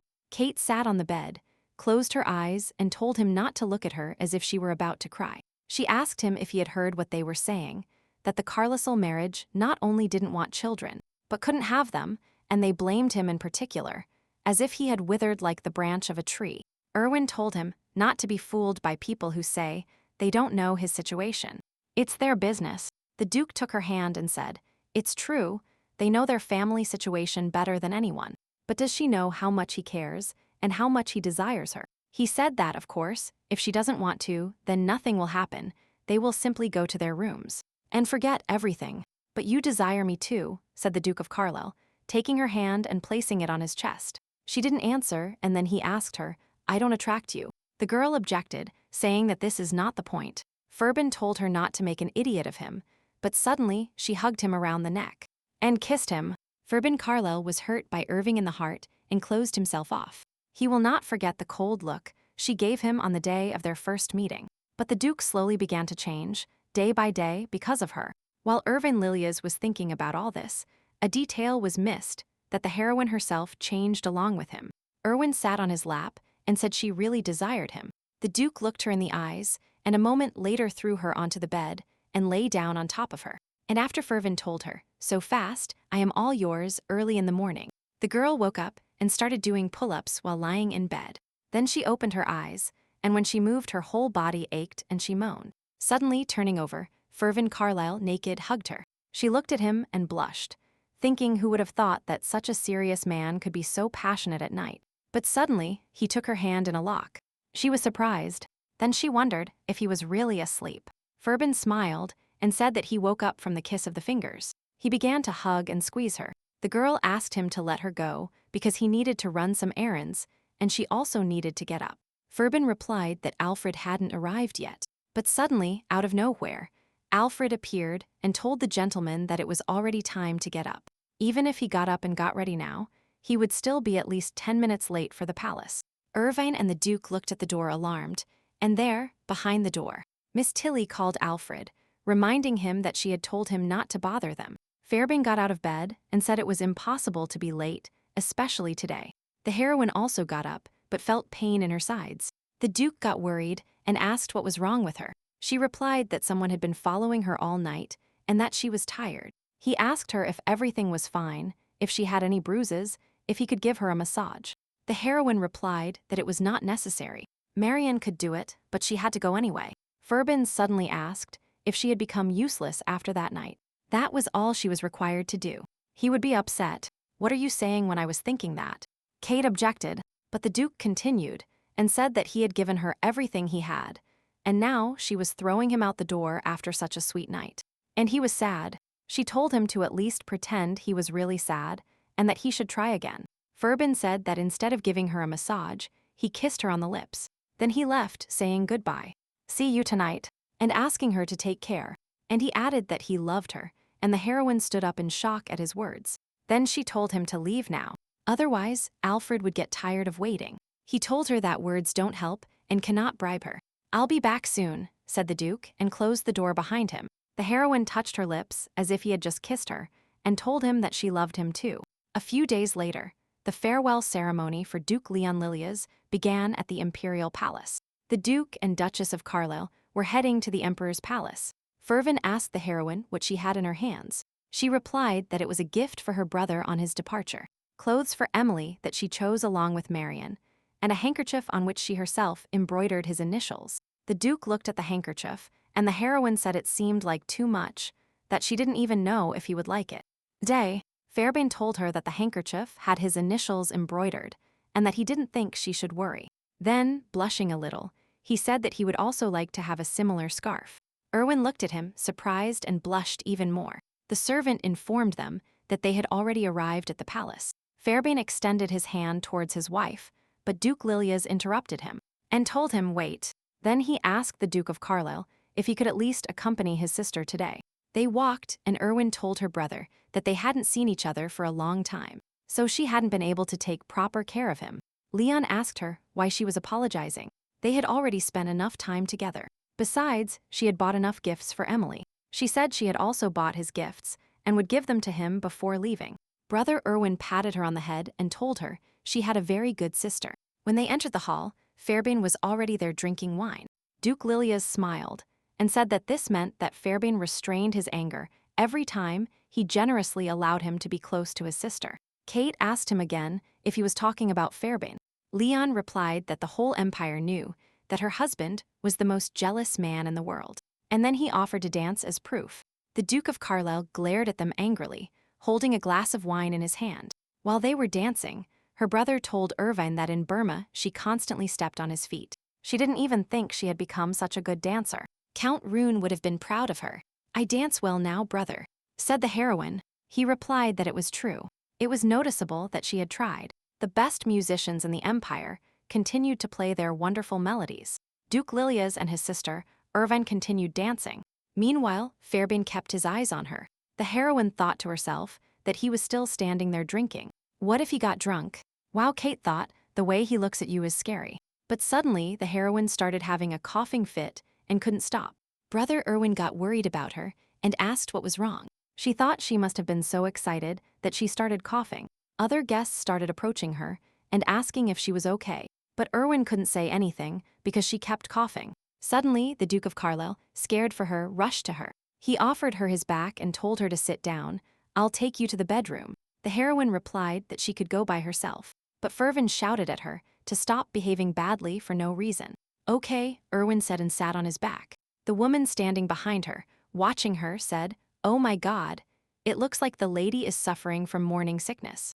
A girl standing nearby overheard her words and asked her again if she was joking. She replied that she wasn't. Clearly, she felt sick. The girl said that the day of the union wasn't that long ago. Morning sickness. The woman replied that where is it writ that a couple can only sleep together on their wedding night? The Marchioness also gave birth to a child during the journey. The woman continued gossiping, and she added that she knew another secret. She recently saw the Duchess in a children's clothing store. She said the lady looked very cute, sorting children's clothes, simply charming. The other girls were surprised when they heard this. "It happened at the same time," said the other girl. The hero asked Erwin how she felt, if she felt better, and asked him to bring her some water. She replied that she seemed to feel better. Kate told him to quickly return to the hall. Her brother was waiting there alone. Fairbairn told her that His Majesty would take care of him, so she wouldn't worry. The girl asked him if everything was fine with him. He looked pale. The Duke replied that everything was fine and told her to go to bed and rest. She told him she felt better, and Fairbairn suddenly said no. Then he said that his mother died shortly after giving birth. The symptoms were minor. The doctors said everything would be fine, but she became severely weakened and died within a day. The Duke finished his story, and he said that if she felt unwell, she should tell me immediately. "That time, my mother also fainted once." They didn't know how terrifying it was. The heroine wanted to say something, but suddenly he hugged her. Then he bitterly said that she couldn't die like his mother. It was impossible. He wouldn't allow it. Kate thought to herself that the Emperor's right-hand man, the man who was strong even in the most difficult moments, appeared before her for the first time so scared and weakened. Erwin hugged him back and told him, "Don't worry, I won't leave you." The Duke of Carlisle told her not to be ashamed to tell him. After a while, they went down to the hall. A girl asked the Duchess how she felt. She replied that she already felt better and thanked her. But suddenly, everyone around her started congratulating them. The heroine didn't understand why they were congratulating her. And then the Emperor called the Duke to see him for a second. Erwin elbowed him and told him that if something happened, she would call him, that she would be with her brother. Or don't you believe me? She asked him and he replied, okay. If she feels unwell, he will call her. As soon as Ferbin moved away from her, someone approached her from behind and touched her shoulder. She turned around and saw Duke Saiblon. He told her that he was very happy to meet her. Then he told her that she didn't look well and that maybe he should hug her and keep her close. The heroine replied that he shouldn't, that she was fine. But Saiblom didn't calm down, and taking her hand, said that receiving help from a guy like him was a blessing. And he said, come on, come here. Kate withdrew her hand and told him that maybe they could have a drink and chat, that she wasn't feeling well, so he should go get the drinks. He told her that she finally accepted him. And Duke Sybil ran off, telling her to wait, he would be there in a moment. When he left, the heroine thought he was so disgusting that she didn't want to see him, but she couldn't ignore him either, because he was His Majesty's younger brother. Where can I hide until Fervin returns? She said to herself, but then someone approached her from behind again, and she got scared, thinking Cybloma had returned so soon. And it turned out to be her brother Leon. He told her that he had already thought about saving her, but she had run away on her own. They went out onto the balcony, and the heroine asked him what he was doing there. The brother replied that there were too many aristocrats. He wanted to breathe some fresh air. Then, Duke Lilias told his sister about a lady who was courting him. Even though she said she was married, how different people are. She said. The girl laughed in response and told the truth. And she said why Duke Cyblom was so attached to her. Brother Erwin replied that this was just proof that he wanted power not only in Teresia, but also in Verma, and the heroine asked him what that meant. He said that the emperor had no son, so Cyblom was next in line for the throne. Yes, Erwin thought correctly. In the original, the empress could not give birth to a son, and Sybil took the throne. And the Carlyles are not blood relatives of the imperial family. Kate started thinking. Then she asked her brother if Fairwin would not be the heir. He replied that the Duke of Carlisle did not want that position, and did not know if his son would inherit the throne. And he said that if Emily gives birth to a girl and Erwin to a boy, then he will be next to occupy the throne. That's why Sybil is waiting for their contract to end, Duke Lilias concluded. Kate asked worriedly if he was saying something about ending a marriage after 5 years, or about divorce if there were no children. Leon replied no, there wasn't, that due to the rumors of their bad relationship, he was just waiting for an opportunity. The heroine sighed in relief and said, thank God. He stroked his sister's head and asked her what she was afraid of, that they wouldn't have a child by then. Then he told her, don't worry, you just had your wedding night. Then he told her that the ball was already over, and suggested they go out to the hall quietly. The ball was coming to an end, and before her brother left, Erwin handed him a handkerchief, and he asked her if it was true that she herself had sought him out for him. Then he said that it was the first time he had received such a special gift, and thanked her. She blushed and told him you're welcome. Duke Lilias turned to Fervin, and told him to quickly come with Irving to Burma. And he said that if there was a girl, he would ask Irving to be godmother, and if it was a boy, then Fervin to be godfather. The main character replied that if he sent an invitation, they would be happy to come. And suddenly, Leon told them to come with him. When their little sister had already revealed her belly, Fervin and Irving asked him again what he was saying. Duke Lilias said he had already heard what they were saying, and that there was no point in hiding good news. And he asked Erwin if she was pregnant. The heroine was shocked. We move quickly to the next day. Kate was standing near the door of the reception area, eavesdropping on the conversation. After the ball, everyone started asking her if she was pregnant. Maybe it was time to make an announcement. The heroine's head is already splitting from these rumors. She already feels unwell. And then this happens. The Carlisle clan gathered in the reception room, and one of the elders asked how long it had been since the last news of expansion. Since they had spent the money, there was clearly a result. Ferben told them that jumping to conclusions could harm the lady. So even if the matter was urgent, it was better to visit a doctor first. One of them took the floor, saying he was right and offered his services, saying he had a doctor. They could contact him, but the Duke said it wasn't worth it, that he would bring Erwin himself. As soon as he left the reception area, Erwin grabbed his hand and took him away. She closed the door and Fervin asked her why she had brought him there so early in the morning. If she wanted something, a hug or a kiss, but Kate shouted at him and told him to stop joking. The heroine asked what was going on, why all the elders were gathered, and why they were talking about the doctor. He asked her if she had really heard everything. The Duke said that it seemed the rumors of her pregnancy had reached the elders. She asked him why he didn't deny them. He replied that if she was pregnant, she would be fulfilling her role as Duchess well. That is, she would be spoken of better, and her status in society would increase. The heroine denied it, stating that she was not pregnant and that the doctor would surely confirm it. Fairbairn said that after their hot night, there was a possibility, and that she shouldn't say anything in advance because they were a young couple. And healthy. Suddenly Kate told him that those days had barely begun for her. They went to see the elders and told them that Erwin was actually not pregnant. The heroine felt uncomfortable in front of them and said that they thought she was pregnant, so they came to visit her. Then she started crying and said she was apologizing for what happened. Miss Tilly looked at her and thought, my God, the lady is crying. Fervin hugged his wife and told her that everything was fine. They were young. There was still time. One of the elders said that maybe the lady could take the medicine the doctor recommended. The Duke said not to pressure her. She was already upset. Then he said he would discuss all this with his wife and left with her. When they were already away, the Duke of Carlisle asked her if it was difficult for her to force herself to shed tears. She replied, "Thank you for playing along. Otherwise, they would probably have been forced to spend another night together. But thanks to our words, they left without insisting on anything."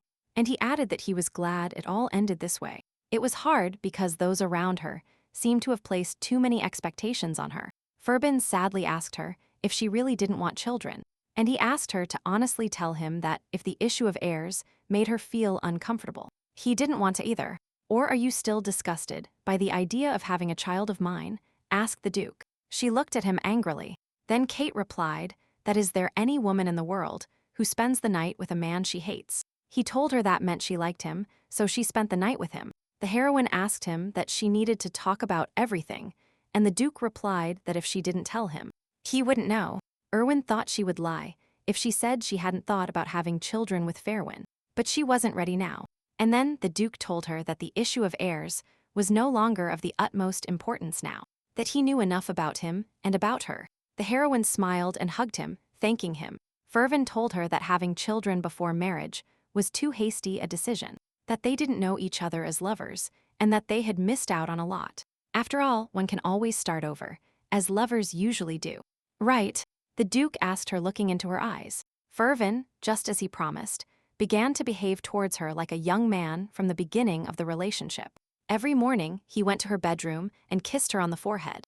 They ate desserts in the garden and sometimes went out for a walk. Every day was filled with such romantic moments. A few days later, at the estate of the Marquis of Celestin, the Duke and Duchess of Carlisle arrived to visit them. Upon entering, Erwin asked the Marquis if they should have arrived a little earlier. True, the Marquis replied correctly, but said he would greet them anyway.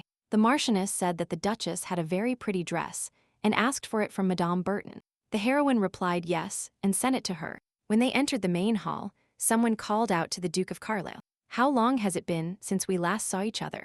said the man, and his companion turned out to be Stella Bell, who also greeted the Duchess of Carlisle. Fervin suddenly said, "God, Romeo, how many years, how many winters?" Then he introduced him to Erwin, saying this was Romeo Montague, his close friend, the sole heir of the Montague family. Romeo greeted the Duchess of Carlisle, and she returned the greeting, saying the show would start soon, and offering to take a seat. Afterwards, they sat at the table for tea and began to comment on the performance. Romeo pointed out that the Marquise Celestine was not just known as the best opera singer in the empire. Fairbairn smiled and said that certainly she wasn't bad, but she couldn't compare to his Irving. And Romeo asked if his wife sings. Then, looking at the Duchess, he said that a lady who knows how to sing is his ideal. She returned his smile and asked, "Oh my God, is that true?" But the Duke of Carlisle did not like this. He got angry and rose from his seat, and then told Romeo not to forget that he should court Madame Bell, and not his wife. He, in his defense, said he only said that his daughter-in-law sang well, and Fairwin sternly told him that she was not his daughter-in-law, but the Duchess of Carlisle, and that she was his wife. She did not need the attention of other men. Romeo apologized to Erwin, and she replied that it was fine, and that he shouldn't pay attention to him. Suddenly, Estelle turned to the Duke, and told him that he had become more interesting since they played together as children, and that there was nothing wrong with taking care of the person you love. Then he remembered how, when he was 5, he had grown fond of a cat living in the stables, and he licked it as if it were his mother cat, and said she had done the same. But Madame Tilly had gotten terribly angry and still remembers it. The Duke of Carlisle told him it was a kitten, and that this was his beloved wife. Shortly after, Erwin and the Duke decided to dance a waltz. Bella and Romeo watched them, and Stella said they looked very good together, and she remembered him from when he was a child. But she had never seen him so obsessed. Romeo asked her again. She replied that after that incident with the kitten, she had never seen him like this. Belle continued saying that she was a girl, but maybe he also wanted to lick her. That is, take care of her. She quickly corrected herself, and her companion Romeo replied that it was very possible when no one was looking at her. But that dung fly is still hovering nearby, said Stella, and Romeo asked her who she was talking about. She pointed him where to look, and he realized that Stella was talking about Duke Cyblian, who, while dancing with another girl, licked his lips while looking at Erwin. While dancing, Erwin sent her gaze directly behind the young man, seemingly feeling Sybil's stare. Approaching, Cyblum decided to express his pleasure at that beautiful dance, and shared that some beautiful poems came to his mind, in addition to asking if he could read them to Lady Irvine. The Duke immediately hugged Lady Irvine, and suggested to the insolent Sybil to read the poems to some other lady, to which she replied no, those poems were exclusively intended for Irvine. Her impudence knew no bounds, and the verses began to flow from her lips. You are like the most beautiful flower, and your thorns are sharp, but also beautiful, and you deal with adversity with a light hand. But his speech was interrupted. Erwin interrupted him to ask if he had correctly understood that these were courtship poems. Leaning slightly towards Erwin, Cyblum whispered that he was eagerly awaiting Erwin's response. A moment later, the Duke's hand stopped Cyblum and pushed him away from his beloved. The Duke, full of anger, said that the poems were undoubtedly beautiful, but that there were other ways to court a beloved, and much more beautiful than his. Cyblum challenged the Duke with interest to show him what he could offer, since he was so clever. Carlisle reached out his hand towards the Duchess, and in an instant had caught Lady Irvine in a passionate kiss, and tender, showing Cyblum what he was capable of. The lady certainly did not expect such an act and blushed slightly, while Cyblum watched what was happening. The Duke whispered to him that his beautiful way of courting was kissing his own wife, because he had every right to do so. Cyblum was furious and clenched his fists, shouting that he had only looked at his wife. How dare he insult the Emperor's brother? Carlisle stopped him by telling him that it wasn't just that, and that Sybil truly believed he didn't know what happened at Duke Lilias's farewell. Carlisle leaned close to Cyblum's face and told him that if he approached his wife again, he would become an enemy of the Carlisle family, and that he didn't care at all who he was to the Emperor. This disgraced Sybil's behavior so much that he had no choice but to turn around and leave. As he left, he only thought about what a bastard Carlisle was, and that he would definitely get into trouble with him. The next day, the negotiation room of the Imperial Palace. Cyblum was shouting at the top of his lungs that taxes were too high for the aristocracy, and that perhaps it was worth increasing them for the common people. Cyblum spoke, and the Duke felt embarrassed. He looked down and asked if Cyblum knew that tax revenues had decreased due to the drought, and in such a situation, it would be right to take some of the grain from the aristocrats. Angered again, Cyblum replied that common people were rabble and they shouldn't worry about them, while thoughts spun in his head that the Duke only wanted to show himself in the best light. Moreover, Sybil Lam began to shout that it was necessary to immediately cut cultural ties with the Duchy of Burma, because they only provide and receive nothing in return. Carlisle was very indignant about all the statements of this hysterical woman.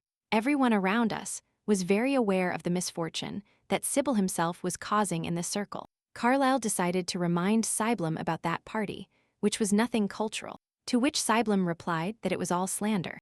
And then, he even tried to financially compensate for the origin of that party, so that there would be no problems between the relations of the two countries. Cyblum shouted furiously that since the Duke of Carlisle was looking after the Duchy of Burma, maybe he only had a reason to flatter Duke Lilias, or maybe all these were orders from Lady Irvine. Impeccably, Carlisle replied that of course his wife's advice was always welcome, since she was from Burma and was very well versed in art. The man observing what was happening heard the conversation about Carlisle praising his wife for the fact that, thanks to his wife, negotiations always go well. He also added that he was grateful to Sybil for being able to appreciate his wife's contribution to their common cause for him. Sybil immediately told him how easy it was for him to hide behind his own wife's skirt while pretending to be noble. With a malicious smile, Carlyle pointed out that he saw nothing wrong with it, since she was his wife. To top it off, Cybloma added that he would get under that skirt many more times if it served him. The emperor ordered everyone to put an end to this dispute and conflict, and proposed to end the meeting at that point. When leaving, Sybil continued to insist on the issue that Carlyle had been deprived of his right to the throne, with obvious insolence, to which he only received the answer that the Carlyle family was also strong. And this was an undisputed fact. Still, he did not stop behaving inappropriately, raising his voice in front of the emperor. Cyblom begged his brother to name him his successor, which surprised the emperor why he should do so. Erwin Carlyle, illegitimate sixth-generation son of his family. Sybil did not call him heir to the imperial family, but only a descendant of a bastard. The emperor was not satisfied with what he heard, and asked what he had just said about the great Erwin Carlyle. The emperor said confidently, "The worthy are capable of staying silent when necessary, but the real trash runs and shouts." The emperor added that Fervino had renounced his right to inherit the throne, and he asked that this issue never be raised in his presence again, which pleased Sybil. But his joy was interrupted by the emperor's words that Fervino had not taken away his son's right to inherit the throne, and that if Fervino had a son, he would receive the right to the throne. The mother is the Duchess of Verma, and the father is the Duke of Carlisle. The blood will definitely be better than Sybil's. Sybil only managed to exclaim, "Brother," to which the emperor shouted furiously, asking, "What kind of brother am I to you?" He is lucky that he can tolerate him at the behest of the late emperor. And Sybil should remember why his mother was expelled from the palace. Then he too will not be expelled. Hours later, at Cybloma's estate, there were people smashing glasses against the walls in anger. Sybil was thinking of a plan to take revenge on Carlyle, and if he needed to attack, then he needed to start with a divorce. Someone interrupted Sybil's thoughts by knocking on the door. One of the servants entered the room and asked if his master had called him. "A new ambassador will arrive from Burma tonight. When he arrives at the capital, let him come see me." The servant asked if he meant Count Rune. "That's right, Evelina Rune. When Erwin was sent to the duchy, she trained him." The servant said that due to the party incident, the people of Burma would hardly want to come. But Sibyllum interrupted him and said that he was a fool, and that in that case he should pay them money. Sibyllum thought that Ibelin Rune would surely say something. It is rumored that he was even in love with Erwin at one point. Sybil thought about how interesting it would be, because he had thought of many interesting things for Carlyle. And Count Rune is only the beginning of Sibyl's whole insidious plan.